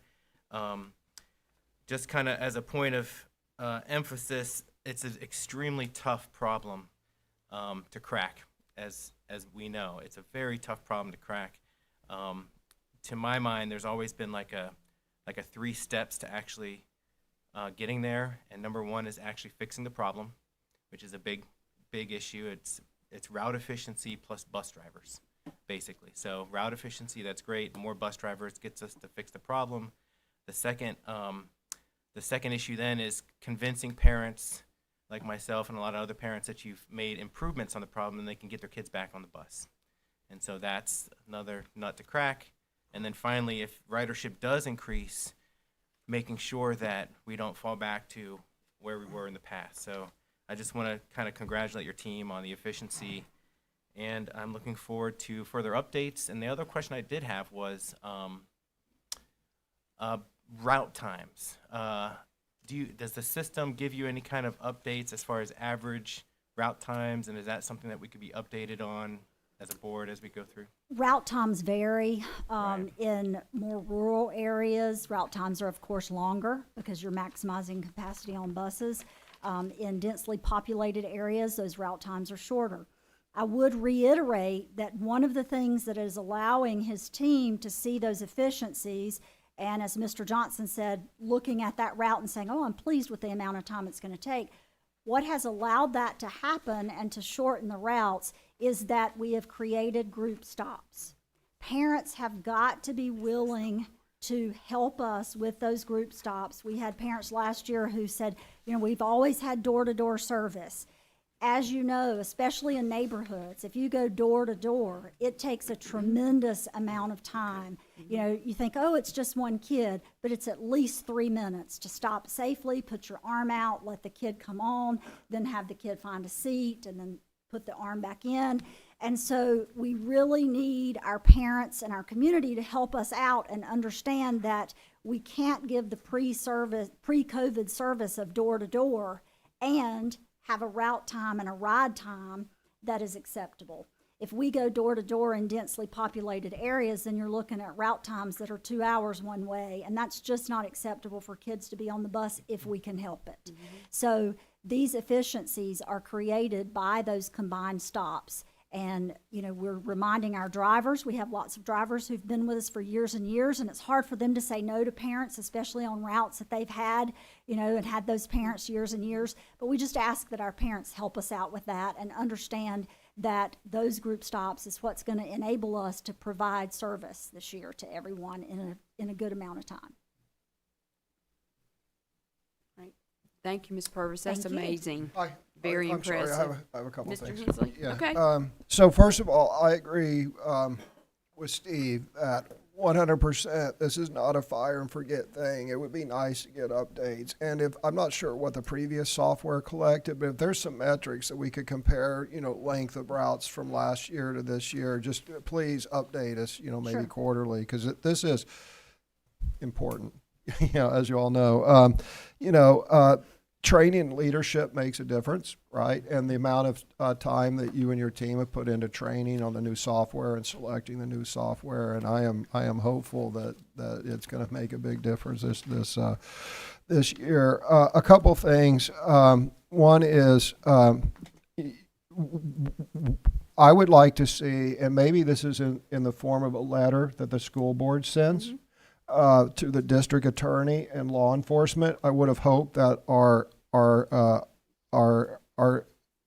law enforcement would have made this liaison, and maybe they did, but it just wasn't in the brief. But I would really like to see increased enforcement at the beginning of the year, and I think most departments do that, because they know school's back. But it needs to be coordinated, and we need to send a message out to the community via law enforcement and the district attorney that there's going to be strict enforcement of speed limits in school zones and stop arm cameras, right? It is unacceptable for anyone to run. It's unacceptable for anyone to speed in a school zone. It's especially unacceptable for anyone to run a stop arm camera. The community needs to know, look, our law enforcement needs to have a zero tolerance. You do that, you're getting pulled over. We send you a snapshot from our camera, and they're going to do whatever they can do from that snapshot. So people need to know that, one, our law enforcement professionals, I'm talking all the departments, need to agree that that's going to be a priority. And if they stop someone, they're getting a ticket. And more importantly, the district attorney needs to implement a plan that for those two violations, there's no plea deals. There's no, you hire an attorney, you spend $200 and you plead guilty to improper equipment. They need to throw the book at them. So, I don't think that's happened, and maybe we could draft a letter and somehow staff it out, sending it to the district attorney from the school board, requesting that they do that, because they're parents too, and I'm sure they'll agree with it. But we got to request it, and then it needs to go out to the community. Look, if you do this, there's no $200 to an attorney, and you're off. You're getting your points and fine and whatever.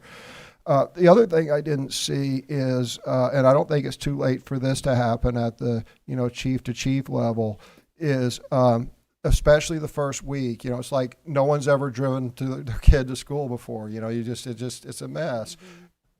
Extra law enforcement out there. Ask the local jurisdictions for the first week if they could help us in coordinated directing of traffic. For example, we're building this bus entrance for Pinecrest, which is going to be great. But in the meantime, maybe the part of the intelligently directing traffic is making sure those buses get priority, get out of the line and get up there. So we need extra law enforcement, and it's only going to come from the community departments, the municipal and the sheriff, just for the first week. And we should ask for that. If they don't provide it, they don't provide it. We should ask.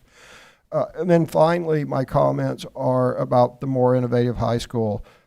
I'm very interested in the bus routes and the time of the bus routes, because, Northwest Moore is very far away, and this is down here. So when things calm down a bit and the statistics are gathered, I would be interested in how long those students are spending on those buses.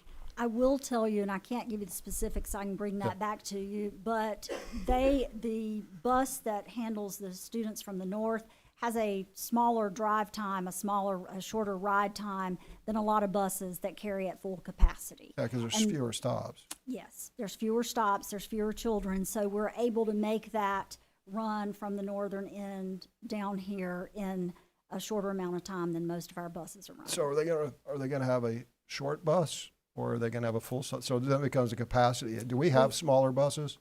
No. So it'll be a under capacity. It will. Bus. It Well, will. that's another thing I'd like to look at. And then finally, the 4-day-a-week at Innovative High School, does that start their freshman year, or is that just a junior senior thing? That was approved with the calendar, yes, sir. So Right, it's so- a 4.5 day. The Fridays are release day. Early release or no classes at all? I thought that was a no classes for, so they did internships and whatnot. Yeah, I'll have to circle back to that, but I believe that's an early release day. Yeah. Yes, sir. Here's my question. I believe my recollection, and I can't say with 100% certainty, was that it was a 4-day school day where the justification is the 5th day was internships and working with companies and this and that. Well, setting aside the question of does that happen the freshman or sophomore year, do we have a plan to get these students to and from their internships if the internships exist? At this point in time, because we only have 9th graders, we do not have that in place. Yeah. That is something we'd have to look at down the road and figure out if that's something we can assist with at that time. But it is 4.5 days. Students are dismissed half day. Okay, so freshmen, so it's 4.5 days. So we're doing bus transportation 5 days a week. Correct. For the innovative. Okay, thank you. Yes. All right. I do have one question. Sure. For the community bus stop areas, what kind of, are they stopping at a covered place, or where are they able to meet and No, gather? we're not able to provide covered spots. Okay. That, you know, some neighborhoods have those. Right. So usually on a corner that has enough room, that is safe, that has a turnaround spot or a pickup spot. You will notice that in rural areas, we still do a lot of door-to-door when it's just not convenient. We tried last year for those community stops to be within half a mile or less from a student's home. State general statute says it must be a mile. We have only gone over a half a mile in 3 neighborhoods within our district that are just really densely populated, and they're gated neighborhoods. And we wanted to make sure that those students were routed so that parents could see where those stops are when the routes were put out. And so we've already shared that with parents. They know what their bus is, they know where the stops are. They can select, you know, any number. If there's, you know, 3 or 4 community stops within that gated neighborhood, if they wanted their student to be at this stop instead of this stop, we can certainly make that change if families are pulling together to say everybody's going to Johnny's house and we're getting on at this stop. So we're working with families to make that happen. But it is a little bit longer within 3 gated communities that were highly populated. And so those stops are a little bit farther from the home, but still within state policy. I hate to get you in the weeds, and I apologize, but It's okay. just on a morning if it's raining or after, like they would just go out Parents usually sit with their student in the car. at the area. At the Okay, area that makes pick sense up, to me. and then- Okay, thank And then you. when the bus stops, they exit their cars. Okay, Can you I clarify, appreciate don't we have a law about that, at least up to a certain age, that parents have to wait with their children if it's not at their house? Yes, I think it's 2nd or 3rd grade, Ms. Simon. And so parents have to wait at that stop with their students, just the same as the door-to-door. We can't let them off the bus unless a parent is present. We see someone on the porch or standing at the end of the drive. And that applies to the same age up to 2nd grade? Correct. Thank you very much. Thank you. Second area to give some updates is Ms. Sinan, Deputy Superintendent, around school safety and security and some of the improvements that have been made there over the last several months and going into the school year.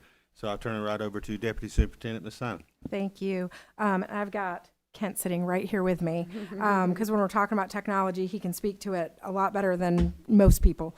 So if we take a look, you've got a bulleted list that was shared. The first one is around video security systems. So this all started, we started updating all of these things in 2020, and it was funded through a Department of Justice School Violence Prevention program grant. We started the migration of legacy analog, which is like a cable TV connection. Those types of cameras through Encoder Solutions, which is a digital feed.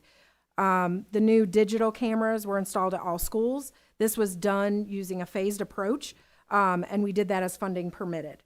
High priority for the entrance and exterior coverage first, and that was completed in 2023. We'll continue to add additional locations. The technology team works with the SROs and the school administrators to know where to put those cameras, where are those areas that maybe we need to see a little bit more, or where there's some high traffic things, so we want to make sure that those areas are covered. So that's not just the technology team going in and putting cameras where they feel like they need to be. We work with our school resource officers and our administrators. That's going to continue through 25-26 through this school year. Our radio communication, so the radios that our administrators have, first responders have, our SROs have, we wanted to make sure that that was standardized across the district. So again, starting in 2022, this was funded through an additional Department of Justice School Violence Prevention Program grant, as well as the state safety grant funding. We're in phase 3 currently. Phase 1 was completed in 23-24. We made sure that all of our schools had enterprise-grade digital radios using licensed frequencies. Then the second phase was in 24-25 last year, installing the repeaters at all of the schools to expand that radio range, so that we could make sure that we're reaching more coverage area. And then phase 3, this will be in place this school year, where we connect the school radios to a district command center so that we have a centralized radio broadcast. Principals, first responders, SROs are able to contact us easily through radios at a centralized location, and also links to our transportation. So that will be in place and ongoing throughout the 25-26 school year. The newest thing that we have that we're really excited about is Centegix, and you guys had, as a board, had approved that earlier or towards the end of the school year last year. We are currently in the middle of training for that. We're really excited about that. We think that that's really a game changer when it comes to school safety and making sure that our students and our staff are safe. It's based on long-range wireless technology, which means that when they, if you guys remember the cards that they had on the lanyards, they press the button, they press it a certain number of times to get someone to come to their classroom. They press it continuously in order to make sure that the school goes into lockdown. That's not done through our Wi-Fi connection, so we don't have to worry about the, our limits on that. So it goes off of its own connection. We also don't have to worry about an app-based program where we have to worry about cell phone service or things like that in all of our areas across the district. As you guys know, there's certain areas in the district I'll be driving down the road and sometimes my phone works and sometimes it doesn't. So it's based off of the long-range wireless technology, so we don't have to worry about those things. We have strobes and locators across the schools. Those have been installed. We actually tested it out during our summer leadership conference last week at Southern Middle School so that our principals could see what it looks like, hear what it looks like. So we wanted to make sure that that was done, but we have those installed at all of our schools. That's fully monitored and managed by Centegix. So it's not Kent having to sit there with his phone open, waiting for something to happen. So that's managed by Centegix. It integrates the school with the school paging system. So it was already, when we did the alert at Southern Middle School, it already came through that intercom system. So there wasn't an additional intercom system that we had to install, just the strobes so that we could see the lights and then hear through the school devices. Every staff member will have an alert badge. That also includes our substitute teachers. We'll get one when they come into substitute. And so everybody will have a badge. It'll be with our badging system. So we have our badging system that has our pictures on them. So our new ID badges, it'll be with that. And they can use those to alert. They can call for assistance. They can initiate a lockdown based on what's going on. Every school has school site responder teams. They have the mobile app so that they can receive and manage alerts. So that would be if a principal decides that it's time to do a tornado drill, time to do a fire drill, or they have to pull the fire alarm, or they have to initiate the tornado alert. They can do that from their phone. It gives the appropriate alert through the strobes and through the intercom system. It also provides a safety blueprint map so that all responders can find those safety resources that we have around the school. So looking for our defibrillators, all of our fire extinguishers, stop the bleed kits, any of those things that are around the schools, making sure that those are on those maps. And it integrates with our county first responders during lockdown alerts. So if we go into a lockdown, it won't happen just if a teacher needs assistance in the classroom for whatever reason, but if we go into a lockdown, then our central administration, the county first responders are also notified so that they can respond. It also includes the reunification platform, which is really important if we have to go into a lockdown, if there's some type of threat, and we have to go through the reunification process. It follows the I Love You Guys model, which is the model that we've used for years, but that's already built into that platform. So that's Centegix. That's a very quick overview of Centegix, but I know that was shared before with you. Training is also being completed before school starts, so all of our staff members will have the training prior to school starting. Visitor management procedures are also in place at every single school within the district. All visitors are required to report to the main office area. You know, when you go to a school, you have to buzz in. They'll ask you what you're there for, and then they have to report to the office. We are requiring every visitor to show identification. So even if it's a parent that has been at the school before, and you're signing your child out or you're there to visit, they have to turn in some kind of identification so that we know. And it goes through the system so that we know who they are. We know why they're there. They get a badge so that when they're walking around the building, they have that badge. So if a teacher or someone sees them and they don't have that badge on, they know that they need to direct them back to the office, send them back up to the office, let the office know that someone's coming up there, because we want to make sure that everybody that's coming into our buildings need to be there and are there for good reasons. The visitors will sign in as they do that: date, time, purpose, location of visit, where are you going. If you're going to the gym, that is where you're going. And then they're provided that identification badge. That, of course, is not all of the things that we have going on for safety. You all know that safety is a major priority, number one priority of our schools, and we want to make sure that our students and staff are safe all the time. But that's just an overview of some of those things that are being put in place and that we're upgrading. All right, thank you. And I can say, I got asked for my identification when I was going to pick up my granddaughter. So it is in place and it is accurate, and we really appreciate it. I did want to know, the teachers are going to talk to the children about all of the safety stuff too. Yep. So that's part of their safety information with the strobes and all that. When they first come in, and it's just the same thing that they would do that we've done in the past, is making sure that those first few days that students are in classrooms, that you're training them on, you know, the positive behavior support interventions, those types of things, but also looking at, you know, when we do a fire drill, this is what the process is, and this is what it looks like, and this is what it sounds like, so that they're aware. Okay, I really appreciate that part. Thank you, ma'am. Yep, you're welcome. All right, any other comments? All Okay. right, very Thank you. good. Got a lot done this summer. Wow. Thank you, Kent. Thank you, my son. All right, our next item, we ready for that one? North Carolina Department of Public Instruction and State Board of Education Strategic Plan Review is requested by Board Member Benway. Mr. Benway, would you like to open that one, please, sir? Yes, ma'am. On the 30th of May, 2025, the state of North Carolina issued Achieving Educational Excellence 2025 to 2030 Strategic Plan for North Carolina Public Schools.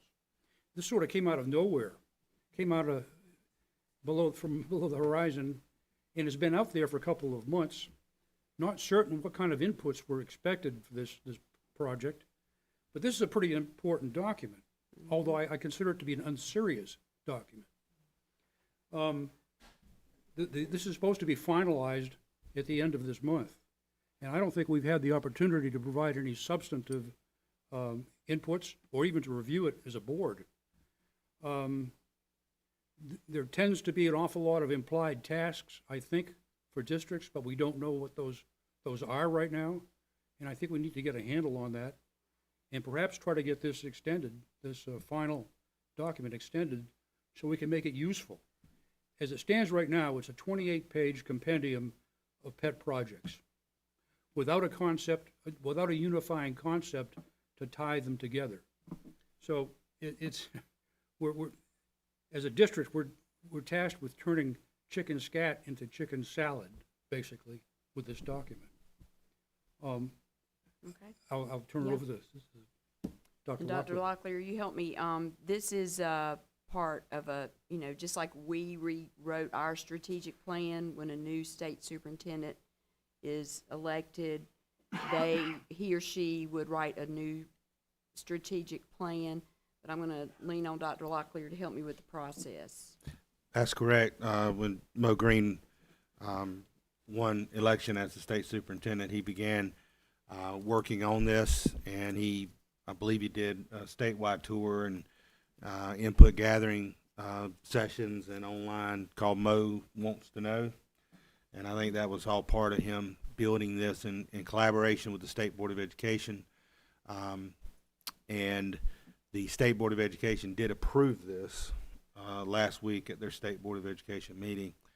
As far as engagement specifically with superintendents across the state, we were asked and required by state law to go to quarterly superintendent meetings with the state superintendent, and he did ask for some feedback at our June meeting.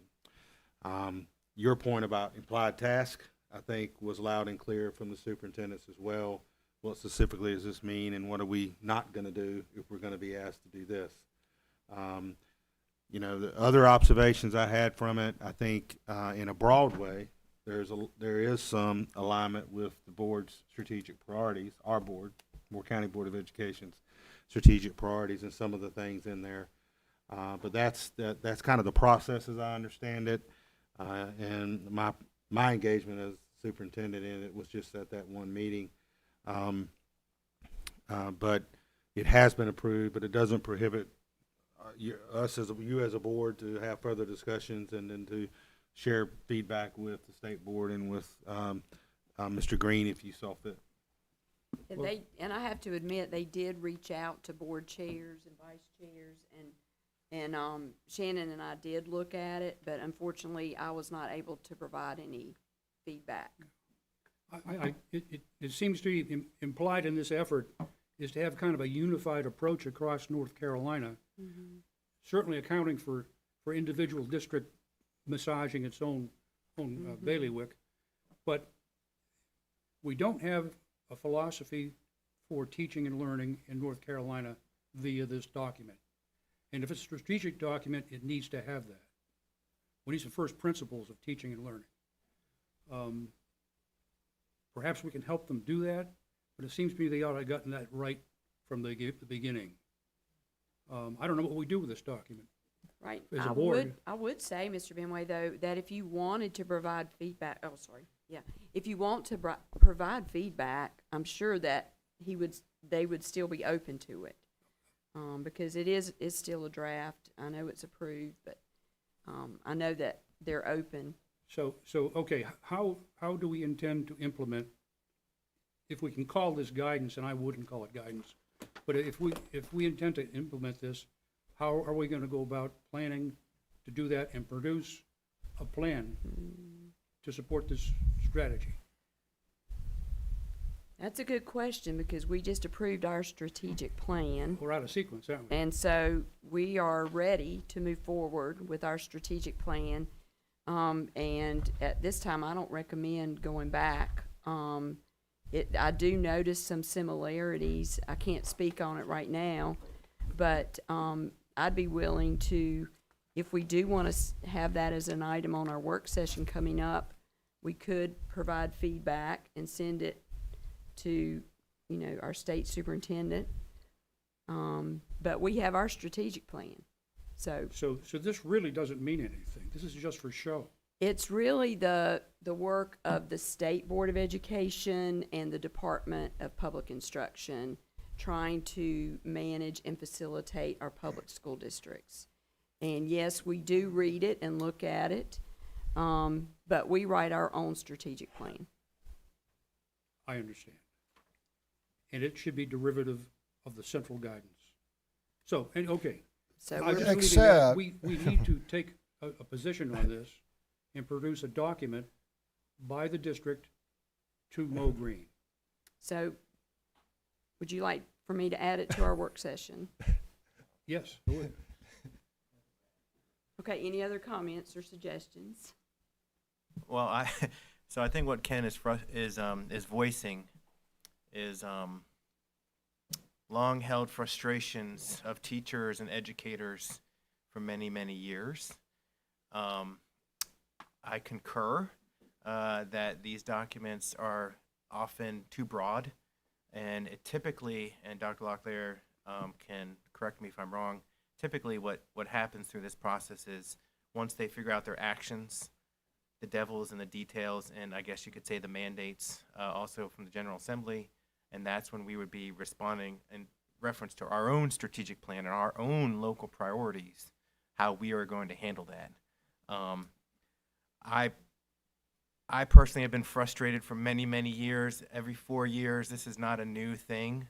It's every time we get a new superintendent, there's a new strategic plan. There are things that come down the pike that we then implement. A positive one that I remember from Catherine Truitt's, a couple positive ones. I personally thought she was doing a pretty good job of handling the job, and letters being her big piece that came out from her strategic plan, one of the big pieces. So now that came down our way, and then it was up to us how we implement it. It seems like in this plan, they're now shifting to math. So just one of my observations from reading the plan, just having seen these before, is I would guess that one of the actions that we're going to start seeing is foundational concepts in math now that we've got some structure in reading. So I don't know where we go with that, except to say that I agree with the frustration, and I guess we'll see what the actual actions are that come down the pike and then respond then. But yeah. Just one comment. There may be some implications for our budgeting buried somewhere here too. So I think we really need a real analysis of this document. Thank you. Yes, sir. Thank you very much. So I've got, Mr. Hensley, comment? so when Lieutenant Colonel Benway, U.S. Army retired, sent this out, and I thumbed through it, I'll tell you my concerns, but I'm going to back up a little bit. I'll tell you, when I thumbed through this, and look, this is Mo Green's commander's intent, and this is what he wants his DPI to work for. And, you know, Mr. Green comes from a bit left of center from his view on life, as does the state school board. So let me back up. When I first got on the school board a while ago, I was researching the North Carolina State High School Athletic Association. And, you know, they had a policy allowing transgender athletes. I think that was the issue at the time. Something, and I'm like, boy, I don't think Moore County agrees with this.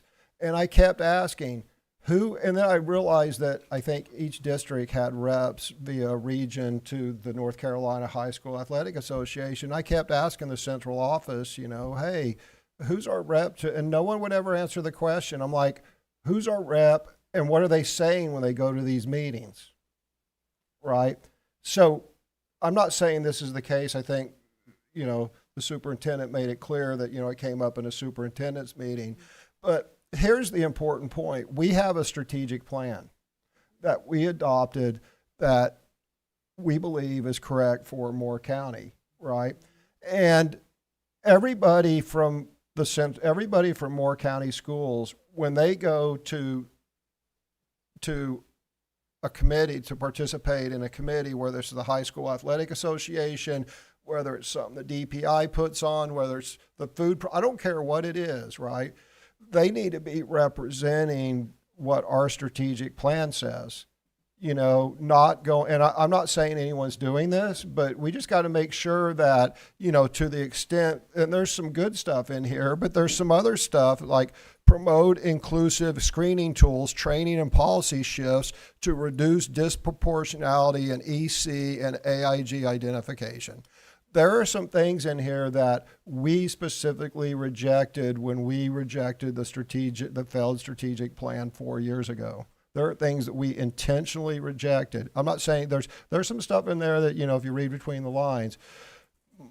The only thing I'm going to say, and I'll repeat myself, is when we send representatives, if we're invited to provide input, whoever represents Moore County schools, whether it's the superintendent, whether it's anyone, the simple, or anyone, they need to go and represent our strategic plan. Thank you. Thank you very much. All right. Thank you. Thank you, Mr. Benway. All right, we're at item C. Discussion of end of the 24-25 school year fights at Cranes Creek Middle School as requested by Board Member Bruno. Ms. Bruno, would you like to open that?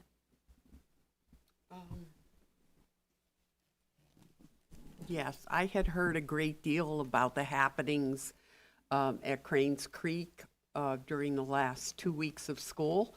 So I requested that we talk about this and find out the truth of what happened and how it's being handled. Thank you, Ms. Bruno. Madam Chair. Yes, sir. And just for preference, in open session, we have to cover these topics kind of at a high level. So my information will be at a little higher level than what could be covered in closed session with the board.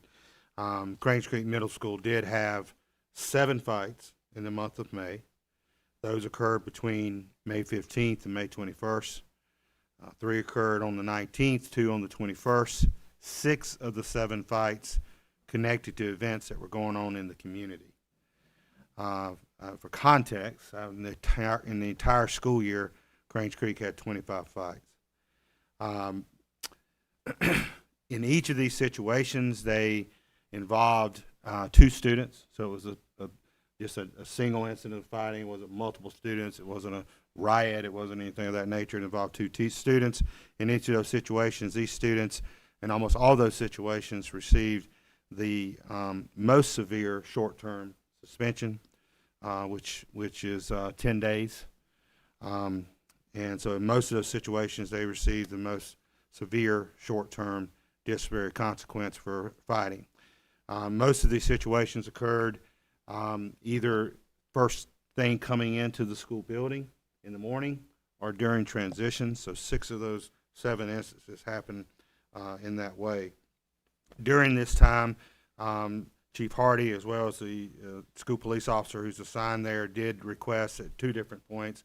One, during the process of these fights happening between May 19th and May 21st, the former Chief Hardy did request additional school police to be on campus proactively. And then as those students were coming back from those suspensions, school police officer Marino did request additional assistance when they came back from suspension as a proactive measure to ensure additional incidents did not happen. Former Principal Martin, I was able to discuss this with him as well, and he noted that administration responded quickly to these situations, addressed them succinctly, and as we know, decisively with appropriate school level disciplinary consequences. I think over time, this is really something that's happened over the 2 years that Principal Martin was there. Former Principal Martin built up trust with the community. With that, he had 0 concerns from his parent community, which speaks to the way they handled that and communicated that with students. As we look into this coming school year, what additionally can be done to ensure that we're putting systems and processes in place to prevent further instances like this, especially during coming into school first thing in the morning, or during transition times. And interim Principal Campbell has met with her team and is looking at additional ways for administration and support staff to make sure they're highly visible in highly trafficked areas and make sure they're doubling down on that visibility as we're coming back into the school year. There were some issues as noted in transitions, some of that coming out of some of our elective classes, and so assigning administration to assign rotations to supervise that, to have more eyes and hands on deck, so to speak, during those transitions. Buses will continue to be unloaded one at a time in the morning. Students will arrive at the hub areas, which is a central area in our middle school when the grade level hallways go off that hub. And so the next bus will not be unloaded until students are already dispersed to their first block class. Instead of having students coming into the cafeteria, there will be grab-and-go locations for breakfast, so they'll grab their breakfast, they'll go to their first block class, preventing additional congregation and potential incidents in the morning.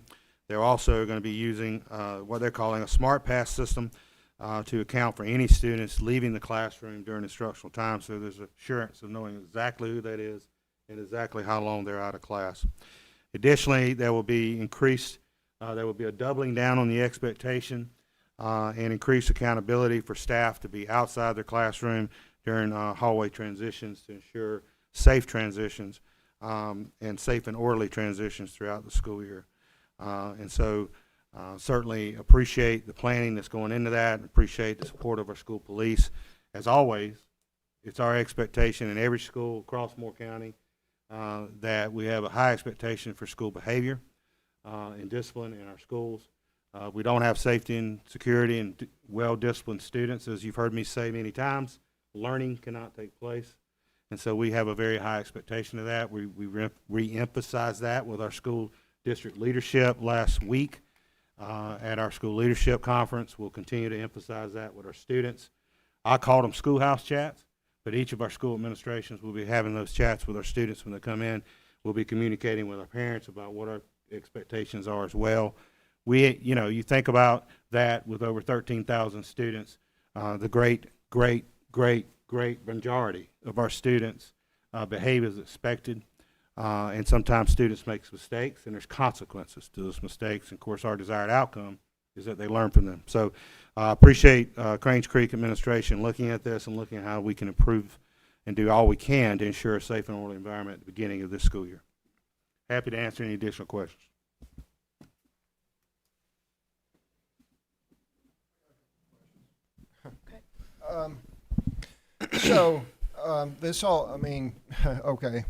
This happened in May. 3 months later, there was still no notice to the board about this. In fact, had Miss Bruno not had a chance conversation with someone who apparently had factual information, we would have never known about this. Sounds vaguely familiar of Cranes Creek V1, what I call Cranes Creek V1, but how did that happen?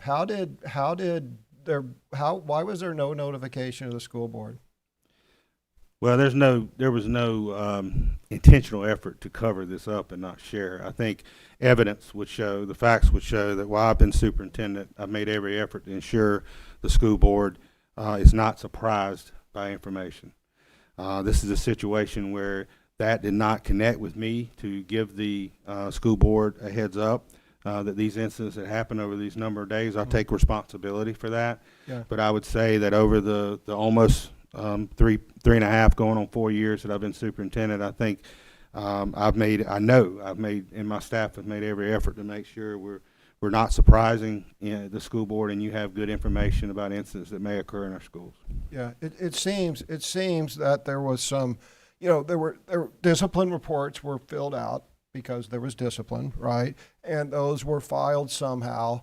There were additional SROs added, so at least parts of the central office knew about this. So there was some process and procedural.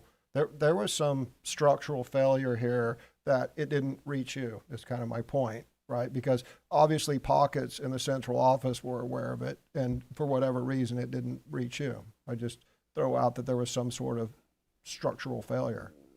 Yes, sir. And like I said, I take take accountability for that, and we've discussed how to ensure that doesn't happen again. Good. And yes, look, sir. that's how you fix stuff, is you have honest sir. assessments. And then, it's really unfortunate. Look, schools should be enjoyable. Young people should go to school to receive an uninterrupted education, and they should enjoy their school day. They shouldn't have to worry about violence surrounding them and worry about their safety. They should be focusing on studying and enjoying their school day. And it's very unfortunate that until they're dealt with, hopefully they're dealt with, a group of misbehaving students ruin that experience for, there's learning loss because students are worried, are they going to get beat up here, or they're not sitting down and having a community breakfast, for example. So, that's the importance of disciplining the offending students. One is to provide punishment, but two, misbehaving students who disrupt everything, they're taking away the other students' right to a sound basic education. So hopefully appropriate punishment is dealt out so that these do not become repeat offenders, and the school can be what it should be, a place of learning and a place where students shouldn't feel fearful and they can have community breakfast. Thank you. All right, thank you, Dr. Locklear, and I really appreciate the extra work and attention that our school district provides to make sure we have a positive behavioral intervention system in place, and our schools have strong cultures. And yes, every once in a while, things are brought into the schoolhouse, but it was dealt with appropriately, and I appreciate that, and I appreciate all the hard work that goes into that. All right, we're at Item 8, Superintendent's Report. Do you have anything to share? Yes, ma'am. Just a couple items. Some big news about school opening. That is happening, yes. I had the opportunity, as I'm sure board members are aware, to be part of the inaugural opening day for the More Innovative High School last Thursday, where Principal Saccone and her team welcomed in that first class of students at the More Innovative High School. We had a great time cheering them in. And so that was the official opening of Moore County Schools. It was last Thursday with the opening of More Innovative High School. So that was fantastic and a wonderful, as we say, bucket-filling moment. So I just want to applaud Principal Saccone, her team, all the other folks behind the scenes that have collaborated in that process to bring it to fruition last week. So that was obviously a great celebration for Moore County Schools. Thank you to the board for your support and work as well. This morning, I had the opportunity to welcome over 100 new educators to Moore County Schools. The energy was awesome, and they're, as I like to say, are fired up to start their journey as educators here in Moore County Schools, and that was a great privilege to be able to welcome them in this morning. And you're right, our teachers and staff, 10-month staff, come back next week to get final preparations for the opening of the 25-26 school year, and we're just really excited as we dive deeper together with our staff and the Moore County Schools way to do great things for kids this year. So it's going to be a great opening, and I'm very much looking forward to it and appreciate the board's work and support. Thank you, sir. All right, we're ready for board comments. Do we have a volunteer to start? Yes, ma'am. Mr. Benway. First of all, I summarized very poorly my position on this, this strategy. Let me say that we need to define what our responsibilities are with regard to that document. Okay. Okay. Thank So you, that's, sir. I appreciate that. I'd like to welcome everybody back. It's Charlie was saying this is the shortest summer he's ever experienced, and I agree with him. This has flown by. It really has. Looking forward to this new school year. Looking forward especially to the opening of the innovative high school. Really looking forward to that. All those young plaque holders there kicking off something that's going to be really strategic for us. Thank you. Very good. Thank you, sir. Anybody want to volunteer? All right, Dr. Dahl. Speaking of short summers, I had my first day back teaching, met 90 new kids today. I'm a little tired. This may not be coherent, but I want to thank everybody in the system, Dr. Locklear, the new people, the old, the returning people, the central office staff whose hard work has been so evident in the reports today, and let's have a great year. Very nice. Ms. Bruno, want to say anything? Yeah, the first thing I want to do is I really want to congratulate Dr. Lisa Scott. So proud of you. I think that's wonderful. And I just want to wish everybody a wonderful, wonderful, happy, healthy, very successful school year. Thank you, ma'am. Mr. Hensley? I actually have some notes I took down during the meeting. I generally don't have much to say in closing comments, but I want to talk about the two very important things that Ms. Arnaud pointed out. So one is, in my opinion, she was absolutely spot on in regards to the cost to families and and many, many different family situations, ranging from great to horrible, right? And the cost in terms of dollars and lost vacation and this and that when we shut down our schools. It is to many people, it's a financial burden. I'm an employer, people have to take off and this and that. And it is something that, and I understand, and look, there's no perfect, it's a tough call. It is a very tough call, but, we have to take that into consideration when we close down our schools. And the other issue that's more challenging is, Northern Moore is completely different than South Moore. You can have completely different weather. Maybe we look at not shutting down as a system. I don't know, but I just, you got to take into account, we have to take into account the cost of the financial costs and the impact to their work and this and that. But the bigger point is, I too saw the article about the economic development people, whoever had a presentation on daycare. And I'm going to repeat something. And, one frustrating thing about being on a public board is just kind of the glacial pace that, things can happen when it's like, come on already, right? If you look at like President Trump, he's a businessman and he's just getting it done. Stop, no more pussyfooting around, just do it, right?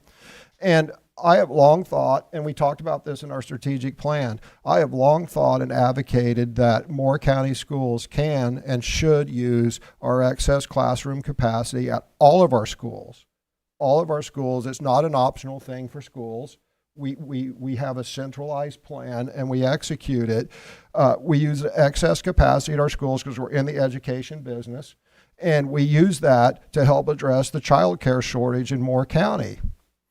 And it'll do two things, right? So we set these up. We hire a daycare coordinator. Of course, we're going to make $13,500 is the average amount. Did you hear her say that? 13,000. That's how much we spend to educate a child in Moore County schools. That's the exact no. That's almost the exact number.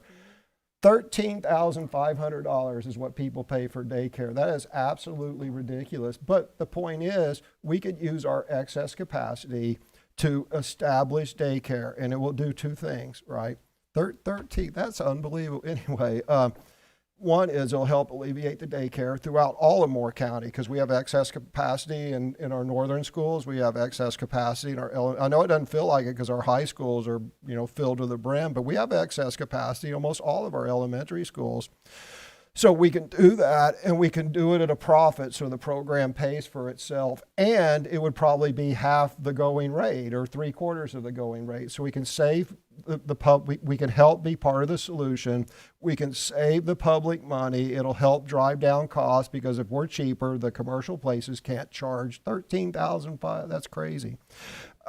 And more importantly, it's a recruiting tool and a retention tool because in addition to providing these services to the public at, somewhat reduced rates, we would make it significantly reduced, if not free, for the children of our faculty and staff. And that does two things. One is it helps recruiting and retention. And two, our young families, if you're a young teacher, you're generally younger people have children, they're lower on the pay scale. So it helps recruit and retention, and it helps our young people. And this should not take 2 years to implement. We should form an ad hoc committee, and we should start planning for this tomorrow with a goal to implement in maybe, the second semester of this year. Because this is a real need. We can provide a solution, and wouldn't it be great if we provided a solution for the taxpayers? And I've been saying this for a couple of years, so let's do it. And then finally, one thing, if you look at the personnel report, and this is tied to recruiting and retention too, and I thought about this when I was looking at, two things happened today, and I regret not taking the EC student thing off the consent agenda, so I'm making this point now, right? If you look on our personnel report, we lost 2 speech pathologists, right? I mean, look, employees come and go for various reasons. We lost 2 speech pathologists, but if you look on our EC thing, I think we're paying for contract speech pathologists, right? And if it's not this one, then it's the one we approved last month. Here's what's happening. The same thing happened with travel nurses, and it crushed the nursing profession. Ms. Bruno, it crushed the nursing profession because what happens is we don't pay our employees enough. They resign and they go work for an organization that just leases them back to us, and we end up paying 50% more, whatever the markup is. I once again call for us to seriously address locality pay for our employees. When I first got on the board, I looked into it, and we were second highest, the surrounding counties, we were second highest, and the other one was, I think it was wherever, but it was adjacent to Wake County, right? But I don't think we're second anymore. I think we've fallen behind. And so we need to address locality pay, and we also need to look at specialty pay. And look, everyone, when you say specialty pay, everyone, oh my God, that's the third rail, we're academics and we don't do that. Look, the fact of the matter is if there are fewer science teachers than there are English teachers, then if you don't pay the science teachers more, someone else will, or someone else will for them to go in another profession. So we need to seriously address the specialized talent drain that we have in some of our educational areas and other specialized things like speech pathologists and this and that. We need to, in addition to looking at locality pay, we need to look at specialized pay for specialized occupations that we have a hard time retaining. So I I'd throw that second thing out there. I request the first thing, the daycare, we attack that immediately, and then the locality pay and specialized pay, I realize that's a longer term thing. But anyway, so thank you. Thank you, sir. Mr. Johnson? Well, since you brought it up, I'll say I completely agree with the locality pay, and I think in our next budget committee meeting, we need to dive into what that looks like, and let's take a look at it. Nothing else except to say I'm excited about the school year. Really excited about the more innovative high school. I did see Dr. Locklear out there high-fiving the kids. Good job. Glad to see that. They looked like they liked you, so that was good. And just welcome back to all our staff. Great to hear about new teacher induction. That's a great fun time to get people involved with the Moore County Schools Way, which is the best way. And that's all I have. Thank you, sir. Ms. Davis? Steve actually brought back a memory that I was not going to share, but since we're on it, I remember going to Carthage Elementary with Dr. Locklear, and what grade were we visiting for? It was Miss Blake's class. Miss Blake's third grade. Third grade, and this wonderful little third grader looked at we were there as being interviewed. This little fella looked at Dr. Locklear and said, "Do you even like kids?" Oh, gosh. Oh, and it was just wonderful. So, and he handled it very well.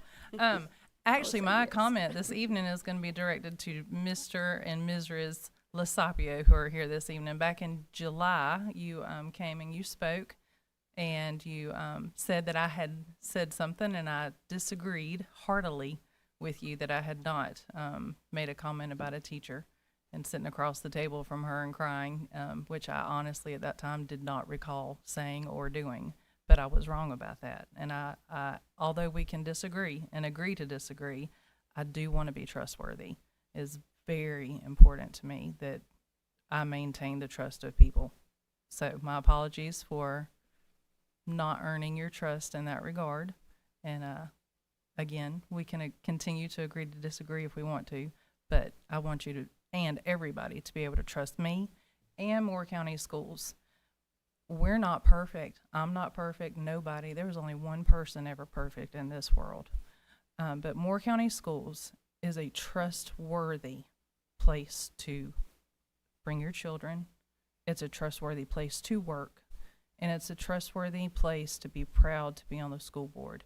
And that is the truth.